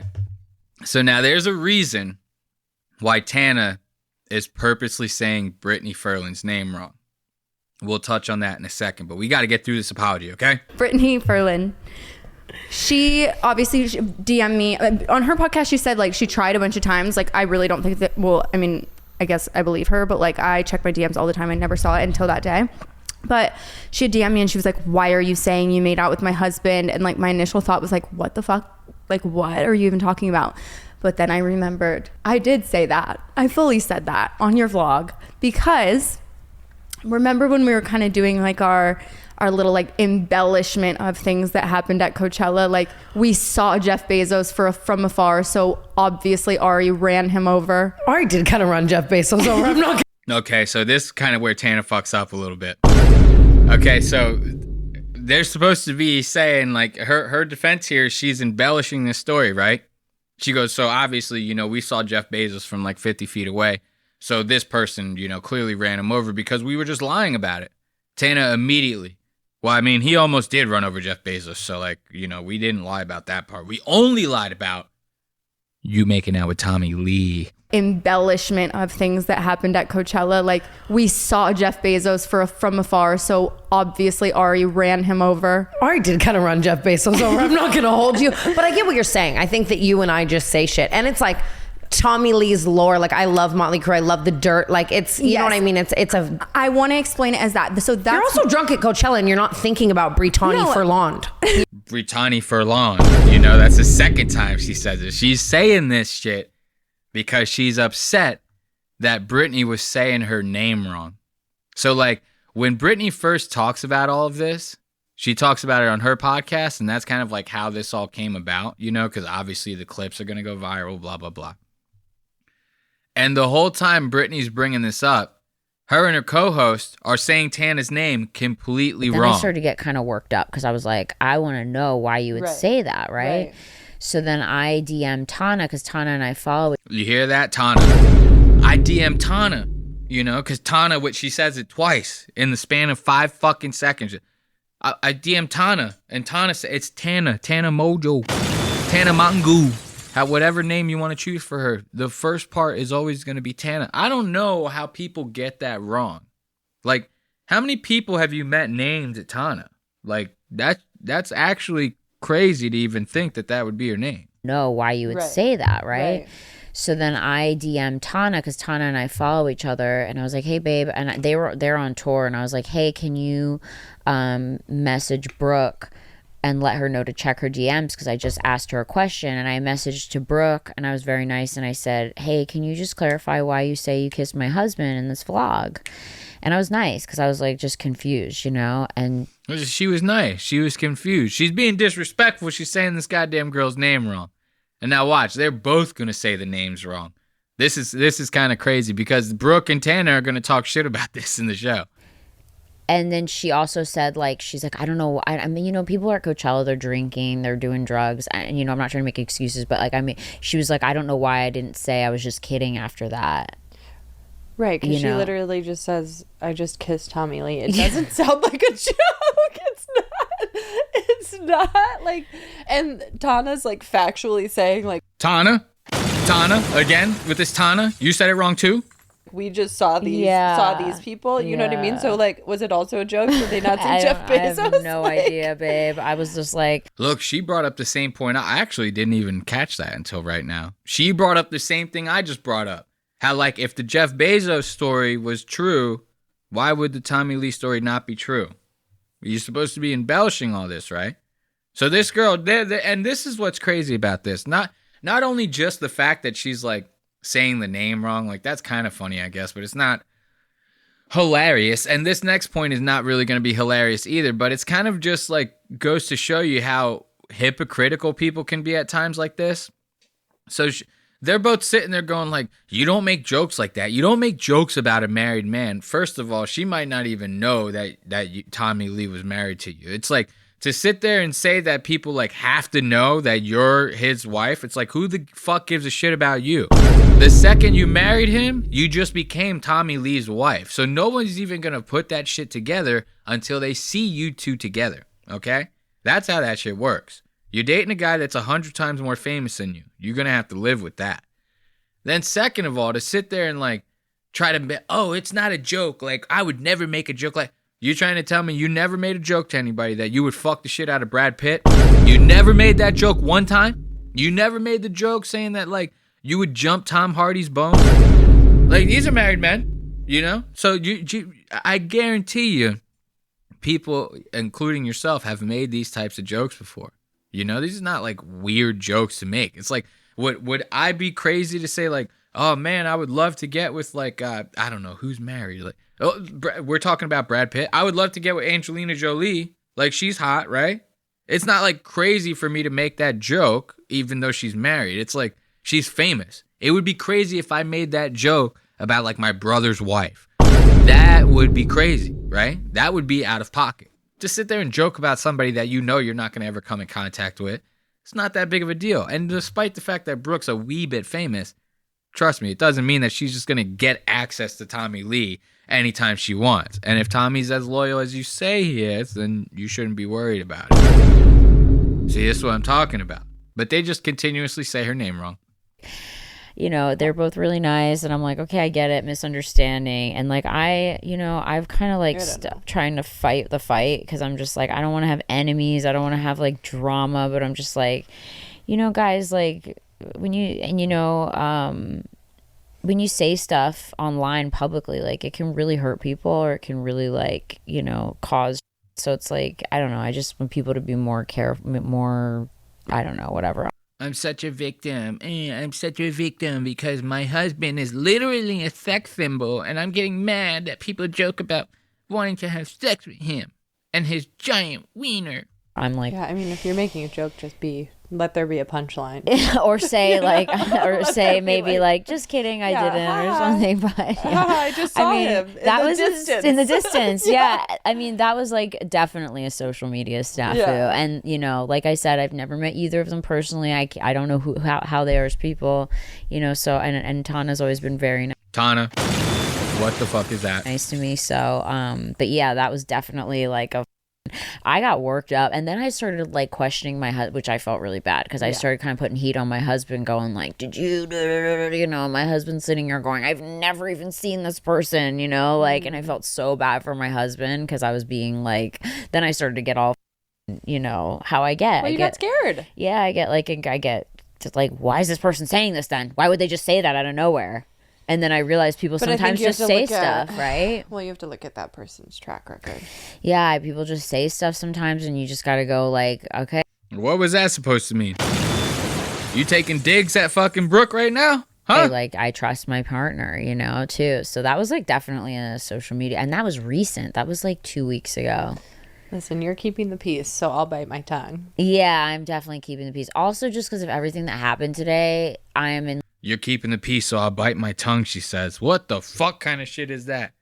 And she even, this is the funny part. I didn't get to show it to you, but that same Brittany, the blonde one, she even went as far as to say, like, well, that's just how Tana is. Like, I know how Tana is. She just says stuff, you know? So she's probably joking around. Like, she even went to give her the benefit of the doubt, right? And then Tana and Brooke, they got some shit to say about that. You know what I mean? But before they do, Brooke ends up mentioning how she had another run-in with Tommy Lee. Don't do this to me. Like, it absolutely did not happen. It is not true at all. And they're so cute. That's the thing when I because she DM'd me and I was like, ooh, Brittany Verland just DM'd me. Brittany Verland. She's still pissed about that name. Right? Tana. I love Tana. I'm just kidding. But I saw that's crazy, dude. I just looked in the viewfinder. When I saw she DM'd me, I love her. I love her and Tommy Lee. I keep up with all of their lore, like his little gardening shtick and like all the stuff that they do. And her TikToks about him being her husband and like she's funny as fuck. Like, see, I think if I had been more her. hip to that, I probably wouldn't have made that joke. But in my head, it's like, well, I shouldn't say that, but he's Tommy Lee. Yeah. In my head, honestly, in my head, I barely even think he's alive still. Like, I just think, I think he's just like a legend. You know what I'm saying? But then listen to this. Listen to my luck, Tana. Gotta love that. I love like when people take the jabs back in a lighthearted, joking way. It's all just for fun. You know what I mean? Don't take your name too seriously. Tell me why I'm on a fucking JSX flight the other day and I land at the JSX airport. There's not a person there, not a soul. I saw a tumbleweed go by and the only fucking person sitting there is fucking Tommy Lee. Are you trying to tell me she didn't fuck this guy? Are you trying to tell me she didn't fuck this guy? Come on, man. She runs into him again at an airport. You know she got down in that goddamn bathroom, bruh. I swear on my life, I literally... Imagine right now you just double down. You're like, and after we fucked in the bathroom. Told you. I'm fucking kidding. But in I'm my head, like, kidding. this was after the clip is already like going around and I'm already like, I don't want to be involved in anything like that online right now anyway. So I'm like, oh my God, like, God forbid he looks at me and like knows what happened. So then I thought about it. I'm like, should I go up to him and apologize? And then I'm like, absolutely not. Absolutely not. So I literally just like fucking sleuthed out of there so fast, and that was the end of it. But on a Brittany, serious I did note, not kiss your husband, and I am sorry for saying that. I thought it would be like automatically everyone just knows that that's like my humor funny, and it's silly a joke, but it's not a joke. But you know what? I'll say something really quick about her co-host. Ooh, she's pissed now, boy. Look at the face Brooke got on her right now. She's about to go off because remember I told you the co-host was like, well, that's just the way that Brooke is. Like, I understand that that's just the way that she is, right? And now Brooke's going to be like, well, if you knew that if you knew, then what the fuck is this? Listen. Her co-host, I'm sorry, is sitting there and she's like, well, it's Brooke Schofield. You know, she just makes things up. And I'm like, ouch, first of all. And I'll raise you this, okay? If you know that tidbit of information, then you know that it is pronounced Tana. And so I will say she should have corrected, if she is so knowledgeable about the canceled podcast, she should have said it's actually Tana Marie. God damn. Brooke not liking that, dude. I love that. I love seeing her like really go out of her way for her best friend, because usually chicks are like going at each other's throats. You know what I mean? It's like very rarely you see girls nowadays like really best friending it up with each other, you know? They're all in competition, I feel like. You know, so this is nice. This is heartwarming to see that she's going this far out of her way to defend her friend, you know? And I thought that was lovely. Let's give it up for Tana Mojo and Brooke Schofield and the whole Tommy Lee debacle. Don't worry, Brooke. I believe you that you didn't actually make out with good old Tommy Lee. But now that we're done with all that, we're starting to get into the final stretches of this episode. And that being said, I want to talk about a little bit of Tony Hinchcliffe. You know what I mean? Tony is someone that we talk about on the show a lot. If you're not familiar with the show, we cover Kill Tony fairly often on the show. The reason why we do that is because it kind of just seems like a humiliation mill, almost in a way. It's the basis of the show is it's basically a glorified open mic. Everyone that comes up gets 1 minute of stand-up comedy uninterrupted. And then basically they're supposed to like interview you, quote unquote. They end up just roasting the fuck out of you the whole time. Every now and then you get someone who's good. They'll give them some good words of advice, but these are like once in a blue moon type of events happening on the show Kill Tony. It's mostly just people getting chopped the fuck down. This is not a format that I typically enjoy, especially when it's people that are actually trying to make their dreams come true. Yeah, a good amount of them probably just want to be on the show because it's so popular, but there's also probably a decent amount of them that actually want to be comedians, and you literally might be like fucking humiliating these guys out of like motivation or inspiration, and that I don't really get a big kick out of. Recently, Tony has kind of gotten into this little bit of like a canceling, you know, because of his whole insult comedy shtick. It's very ironic that the thing that made him famous in the first place is going to be the one thing that takes his ass down. Recently, Tony was picked to speak at a Donald Trump rally, right? If you're familiar with these Trump rallies, you're familiar with some of the wild shit that's said at him. You know, Trump's either coming out with some crazy ass one-liner that's going to go viral and get quoted on every news station out there, or one of his speakers is just going to completely put their foot in their mouth. These are things that happen very often. And it's not just one-sided. This is happening on Kamala's side too. The thing is, the media really likes to harp in on every single thing having to do with Donald Trump. So if you say something that doesn't fly in the public eye and you're even associated with this guy, that makes him the devil. And that makes you even more of a devil for wanting to say or do the things that you were going to be doing in conjunction with Donald Trump. And this is what Tony's going through right now. So, like I told you, he got picked to speak at a Trump rally. He spoke, and he happened to say a very, very derogatory joke during it. And that has been getting him in a lot of heat lately. So let's start with showing you. I want to take you on a little bit of a ride. I want to show you just how much Tony is in support of Trump. Because that's going to, when we take you on this roller coaster, this is the buildup, right? This is Tony showing his interest and support, practically endorsement of Trump and the party to win the presidential election. Then we're going to hit that high, right?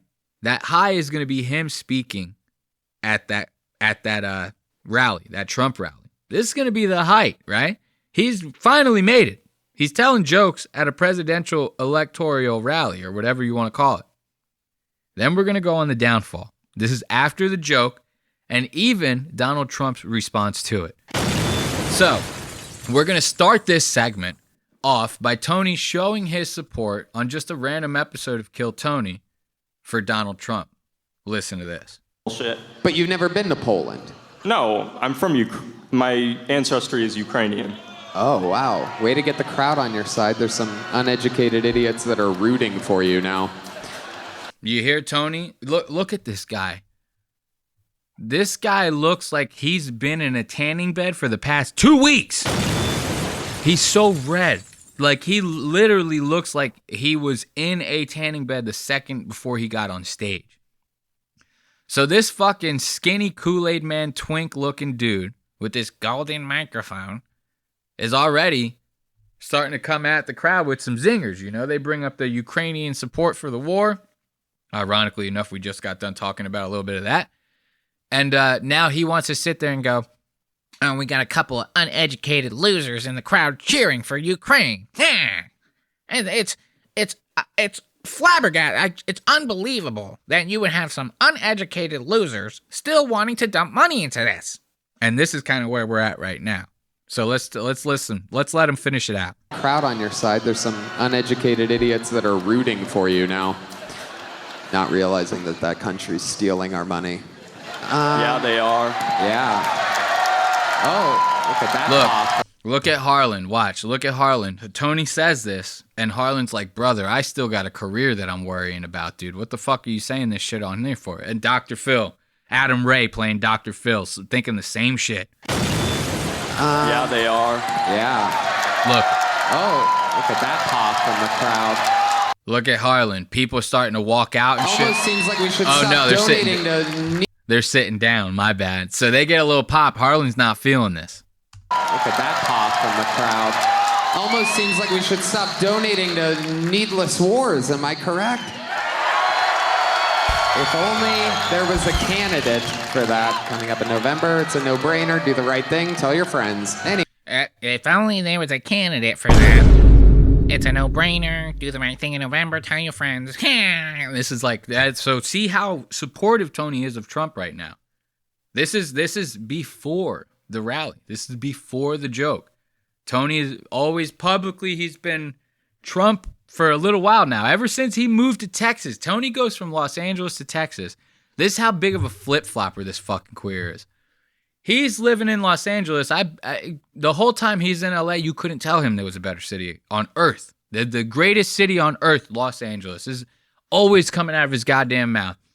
I built my whole career here. I started Kill Tony in the comedy, the store, and I went, the whole thing. LA is the greatest. The second this guy goes to fucking Texas, all of a sudden he's like buying big belt buckles. He's getting guns. He's wearing these weird vests.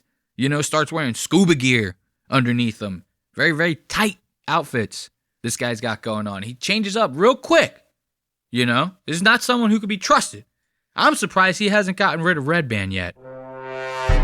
Because Tony strikes me as the type of guy that once they really, really hit it big, like they're doing great now, don't get me wrong. Once they really get that huge shot, would not surprise me if Tony finds a way to weasel Redbar's ass out of it. Just like the dude did with McDonald's. You ever see that movie, The Founder? This guy ended up working with these two that created, they were the founders of McDonald's, swiped the business out completely from underneath them. Fucked their whole lives up. This is Tony. I picture this for Tony and Redbar. So now we just got a glimpse of the unequivocal, or whatever you want to call it, the undeniable support of Mr. Hinchcliffe for Donald Trump. Now we're about to have the pleasure of listening to him speak. Listen to this. Wow, isn't this special? 17 years ago, I was sleeping in my car behind the Comedy Store in LA, and I'm proud to say this is my 4th time performing at Madison Square Garden, the most famous arena in the damn world. The American dream alive and well right here. This is very different than where I'm used to performing, though. I'm used to nighttime with people drinking. Look, I'm surprised he didn't go off on a whole thing and be like, I'm not used to performing like this. I'm used to Madison Square Garden actually being sold out. And there's just one stage and I'm the only one with all the attention. Yeah. Like, this is what he's saying right here. So he knows that wild shit's going to come out of his mouth. He's still willing to take this risk. And he's trying to warn the audience about this to like soften the blow, as if it's not going to go the way he suspected it would go. So he's going to keep making like that kind of small talk. Like, I'm not used to this. We could be doing like I could be doing like roast jokes on a different stage, He starts trying to pander to the audience. Tells a couple of jokes, a little bit harmless, but they're very not funny. Tony's stand-up has always sucked. People love him on the show, but his stand-up has always fucking sucked ass.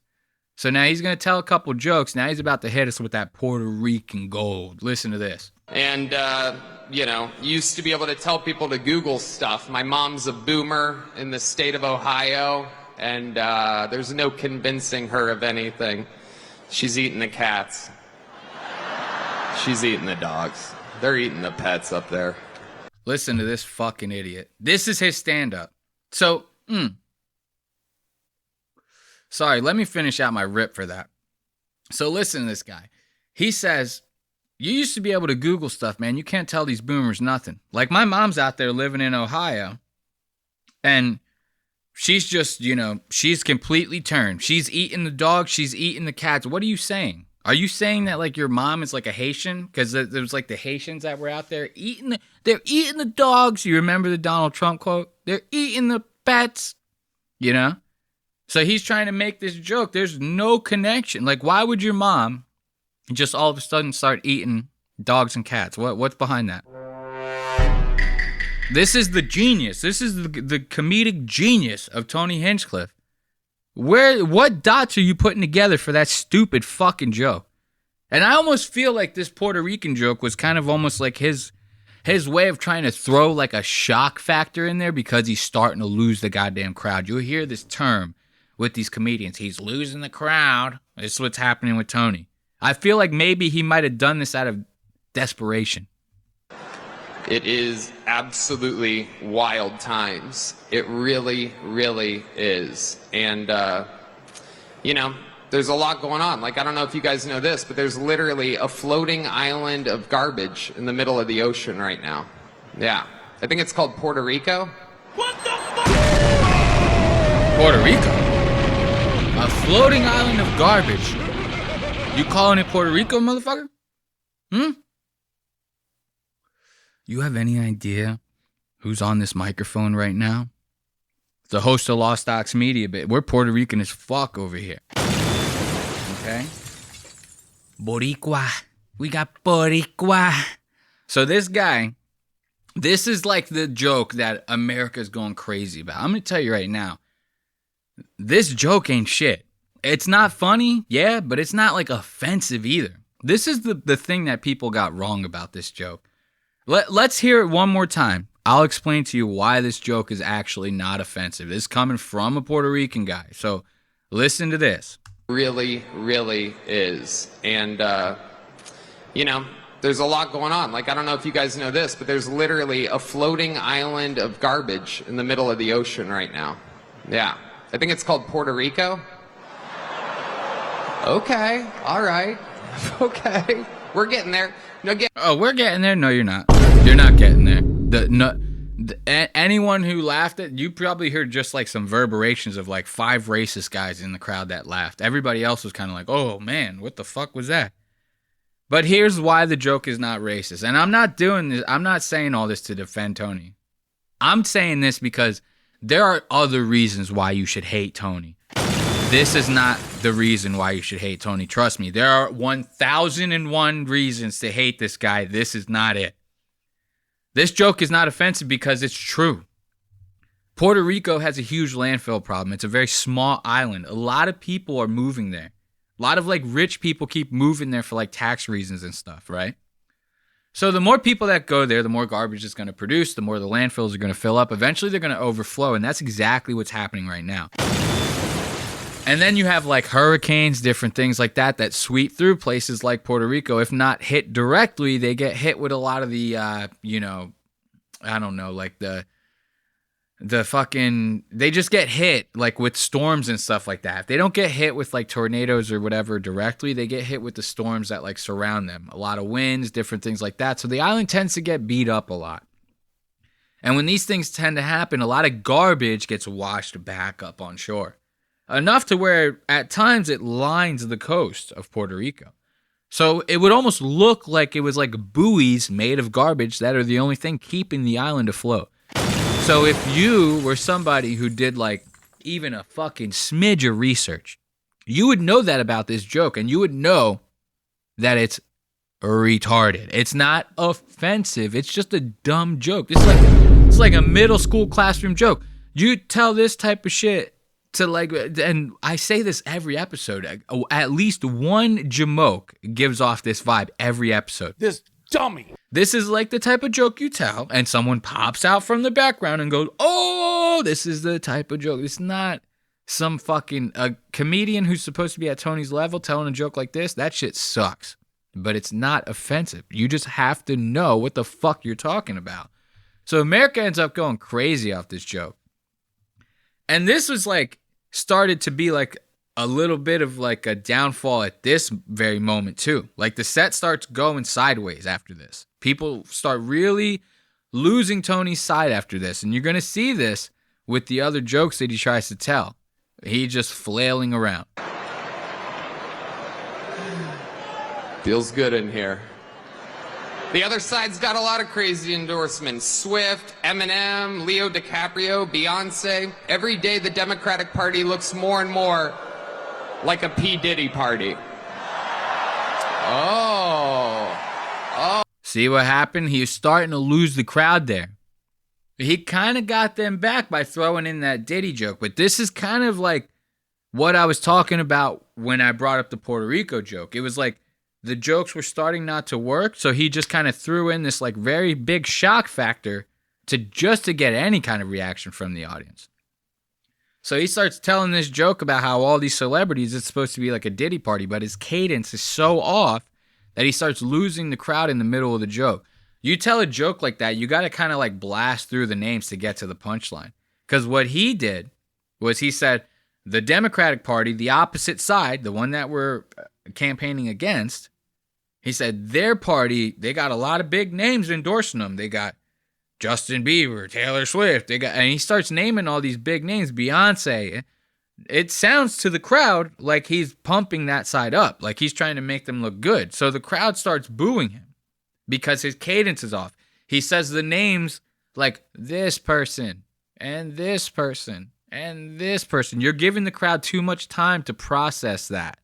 You need the cadence to be to where they get what you're saying, but you're not giving them enough time to react before the punchline. You want the punchline to be the reaction. So he's fucking this whole thing up right here, but he thinks by throwing in that shock factor right there that, oh, it's looking like a P. Diddy party with all those celebrities. He thinks he got the crowd back. He didn't. So let's listen to him think that he got them back, and then we'll move on to some other jokes that is going to prove that they're not on his side. Rio, Beyonce. Every day the Democratic Party looks more and more like a P. Diddy party. Oh, okay. Okay, that's what you guys want. All right. See Heck this? yeah, it's cool. Black guy with a thing on his head. What the hell is that? A lampshade? Look at this guy. Oh. Look at him trying to pen. He's like, man, we really biffed it with that Puerto Rico joke. Let's see if we can win the black vote. You know, so I'll do some crowd work with a black man and see if that saves this set. It doesn't, okay? You lost them. You lost them a long-ass fucking time ago, okay? It's a long time ago you lost him. Listen to the jokes that he keeps trying to pull out of his ass to save this goddamn set. Hillary Clinton said that this is a Nazi rally here today.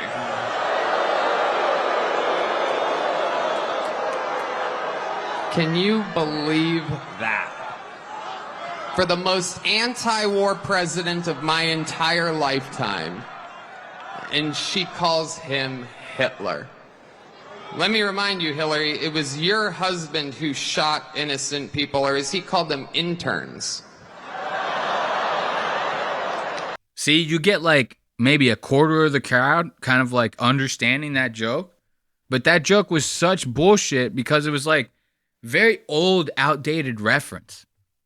You know what I mean? Like a lot of people that Trump's trying to win over in this crowd probably don't even know the whole story behind Bill Clinton and like Monica Lewinsky and all the stuff that Clinton did. You know what I mean? They're like at like George Bush, Obama era, like forward, you know?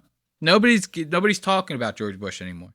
So he's sitting there trying to make these jokes saying, oh, well, Hillary Clinton's talking about how we're Nazis, but her husband's the one that actually killed people. He got his dick sucked in the Oval Office. Okay, so you had like 15 people in a crowd of 20,000 that actually understood that joke. Great.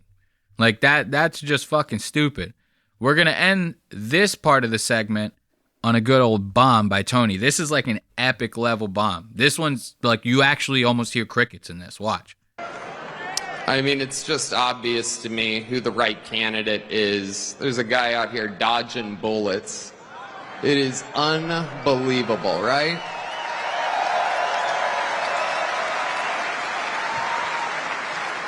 He took it right in the ear. Unbelievable. I thought about this. I don't know if you have. Coolest place to get shot. Like if you're gonna get shot anywhere on your body, that's where you want it. Right there. Technically, he got shot in the head, depending on if you're a Democrat or a Republican. Right? If you're a Democrat, his ear was grazed. You see? Listen to the fucking silence. Look at this loser's face.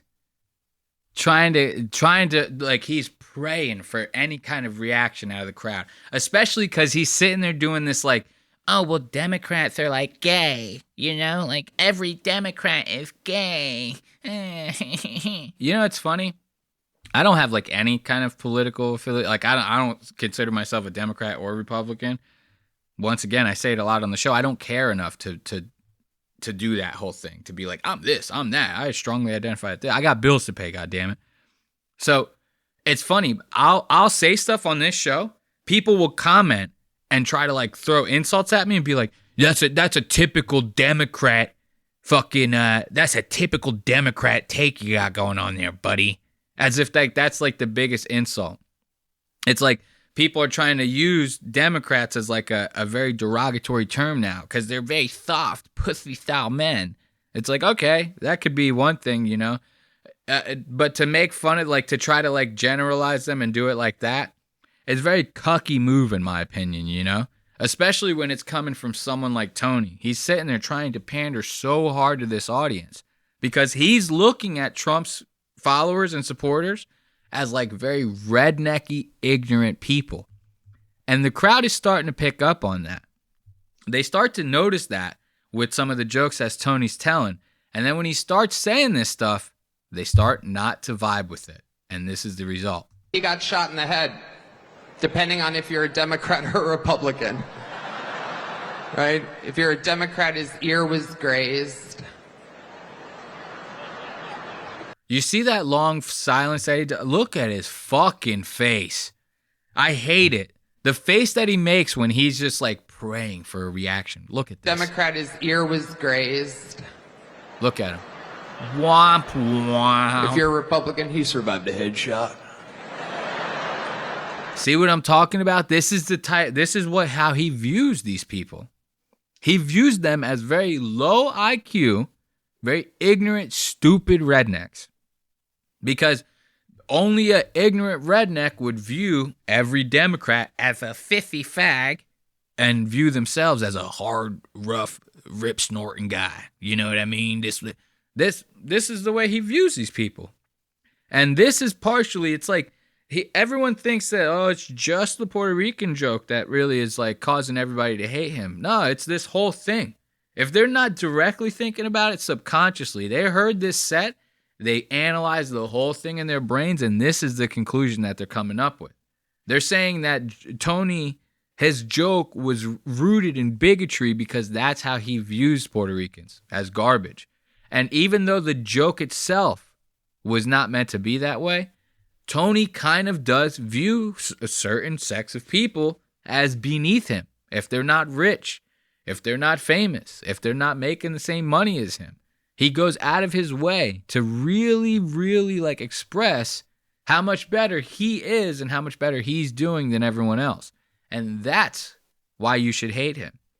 You shouldn't hate him because of some shitty joke that he made. Comedians always make shitty jokes. That's their job, especially a roast comic like Tony. You're going to get fucked up things that come out of his mouth. You should hate him because the jokes suck. You should hate him because he's a shitty person, because he's an asshole, and he truly thinks that he's better than everyone else. And his defense, ooh, look at that. Tell me that shit didn't get deleted. Oh, his response got deleted. I knew I should have screenshotted that. So I had this link with Tony's defense in my show notes. I'll show it to you, right? I had this link right here. And I just clicked on it. This page doesn't exist. Why doesn't it exist? We're about to find that out right now, dude. This is great. Because he had this fucking response where he's like, these people calling me out, they're all idiots. I love Puerto Rico. I vacation there. Like as if like, okay, you got to, what the fuck? That means you're not racist because you go on vacations there and you hang out with nothing but white people at some crazy rich resort. That you're not racist because of that? Okay. Let's look, because he had a response to AOC and who's that guy that's running with Kamala Harris? Tim Walz, right? And he had a response to this, and his response was fucking classic. So I gotta see how. I cannot believe that they deleted that. I cannot believe that it got deleted. I have to see it. Somebody has to have that response. There has to be a screenshot of it. I'm sorry. I'm falling out a little bit, guys. I apologize to the listeners, but we have to see if there is a screenshot of this response because it was wild. So I'll play this clip. I'll just play a couple seconds of the clip with AOC and this Tim Walz guy. Yeah. I mean, it's like super upsetting. Obviously, it's super upsetting to me. My family is from Puerto Rico. I'm Puerto Rican. And like the thing that is so messed up that I wish more people understood is that the things that they do in Puerto Rico are a testing ground for the policies and the horrors that they wish to, and that they do unveil in working class communities across the United States. Look at AOC trying to act like she's not reading from her fucking computer. And trying to act like what she's talking about right now isn't complete bullshit and isn't completely like unrelated to the joke.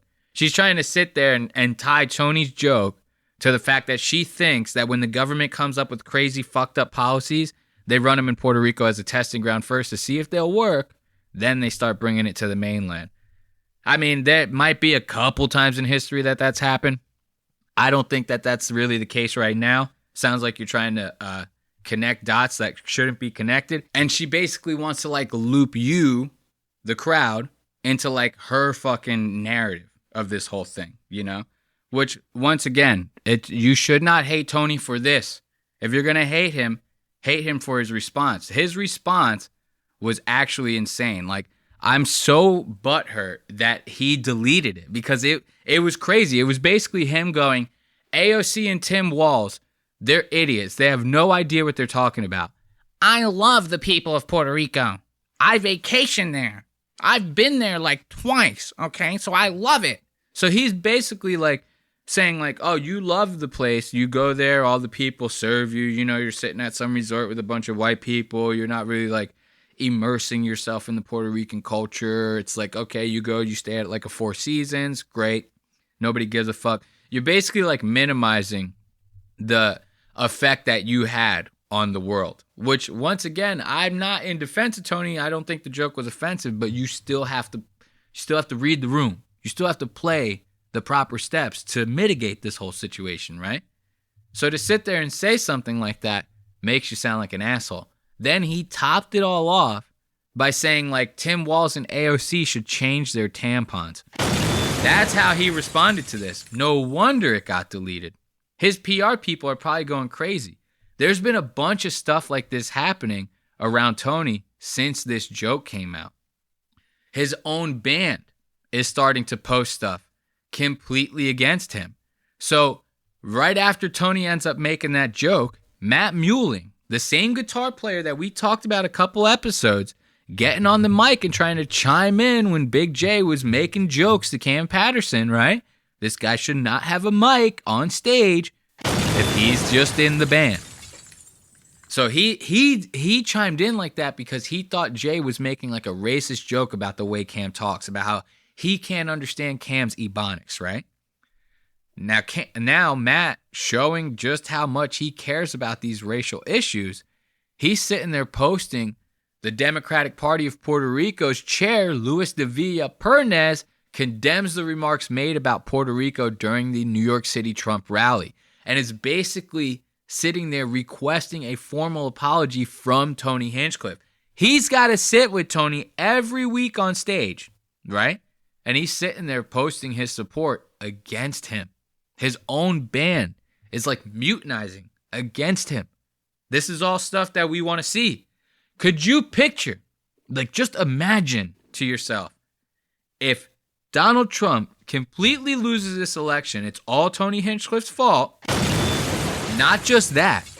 It's all his fault. It all stemmed from one joke. And because of that, people start rioting. We might end up going into a civil war because of it. Maybe this whole Ukraine, Israel, all these international conflicts will finally come to a bust, and that'll throw us into a complete and utter World War III, the likes of which we'd never seen before.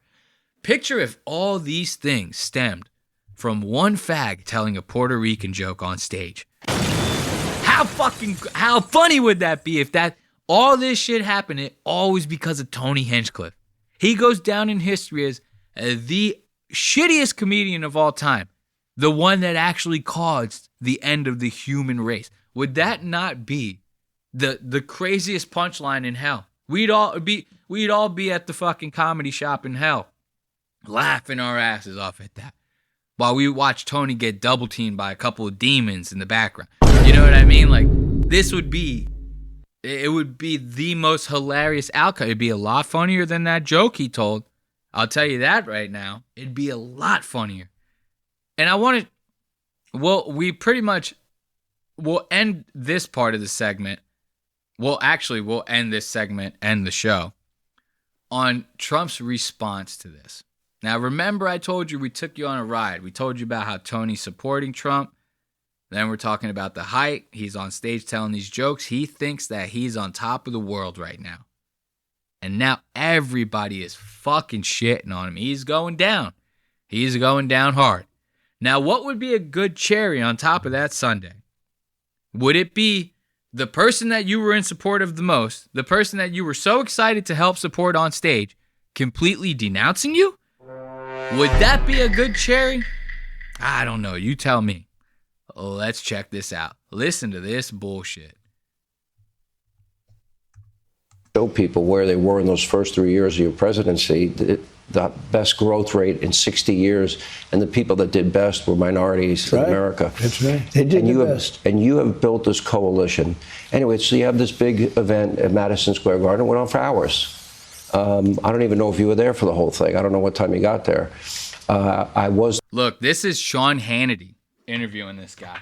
You know, for years, I'd always heard Trump, like when he's getting interviewed and getting completely railed by like the interviewer, he's like, no, talk to Sean Hannity. Sean Hannity will tell you. I'm a great guy. You need to talk to Sean Hannity. He would say Sean Hannity's name like a million times in an interview.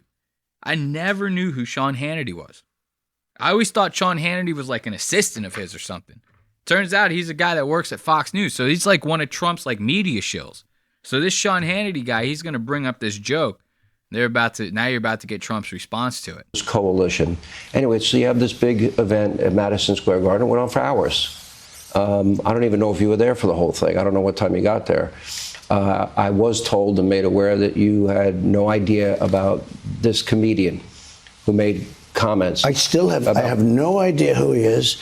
Somebody said there was a comedian that joked about Puerto Rico or something, and I have no idea who he is. Never saw him, never heard of him, and don't want to hear of him. Oh my God. What the fuck? Ooh, that's got to be rough on Tony's ego. That's got to be rough on Tony's ego. You have to imagine. Like, picture, he's probably sitting at home right now, losing his mind. He's, how many sponsors are we going to lose on Kill Tony? I mean, has my publicist called yet? Are we doing any kind of damage control about this whole thing? I'm losing money. You know, this is like how I picture him at home.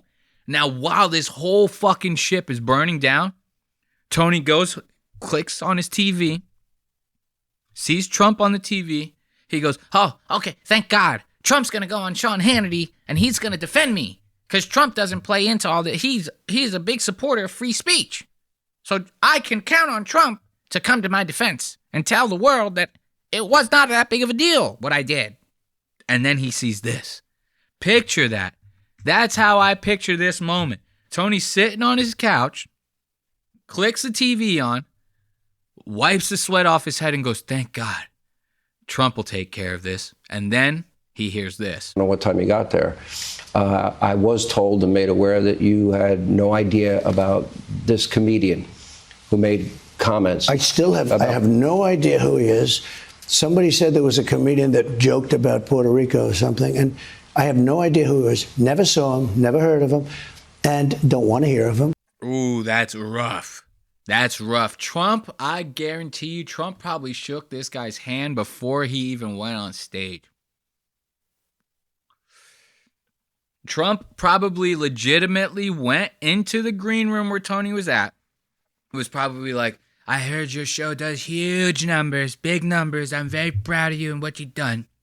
And I would love to get a huge chunk of your young demographic. And, you know, because we say whatever we want over here. We don't care about the left. We never cared about the left. Okay? I want you to go out there. I want you to make a huge speech. Tony's sitting there like, yes, Mr. President, no problem. Yeah. And then he goes on stage, bombs. Now Donald Trump, I've never met that dude a day in my life. I'd never even heard of him. You know, that's got to be the craziest hit. The craziest hit to your goddamn ego. And for that, I'm voting for Trump. Let's give it up. Because if you can hate on Tony like that, if you can flip on Tony like that, you got my goddamn support. You know what I mean? I love it. So now listen, I have to hear it again. Just to hear him, we're going to end it on this right after we hear this one more time. Just to hear him go, I never wanted to hear of him. That's just so fucking funny. No, I have unbelievable good relationship with Puerto Rico and the Puerto Rican people. Who this comedian was, I have no idea. You wish he wasn't there? Yeah, I mean, I don't know if it's a big deal or not, but I don't want anybody making nasty jokes or stupid jokes. You cannot make that up. You cannot. That is so good. Not only did he denounce him, he said he wishes that you weren't even fucking there. Oh my God. That's just too goddamn good. That's too goddamn good, man. Just to hear Trump just saying this type of shit. Denouncing Tony on the reg doesn't get any better than that. So on that note, I will bid you adieu. Catch us on Spotify, Apple Podcasts, anywhere else you listen to your favorite podcast every Wednesday at 5 a.m. Same days, YouTube episodes go up at youtube.com/@Lost Aux Media. That's youtube.com/@Lost Aux Media. Those episodes go up at 4 p.m. That way, you can listen to your episodes on your way to work, and when you get home from work, you can watch them. That's just the way we do it here. So as always, I thank you for joining me in another week of debauchery where we cover some of your favorite jamokes. I'm sure you got a kick out of Tony's downfall just as much as I did. As always, you, the listeners, make this show what it is, so spread the word so we have more of you and the show will only get better from here. Until next time, goodbye as always and take care of yourself.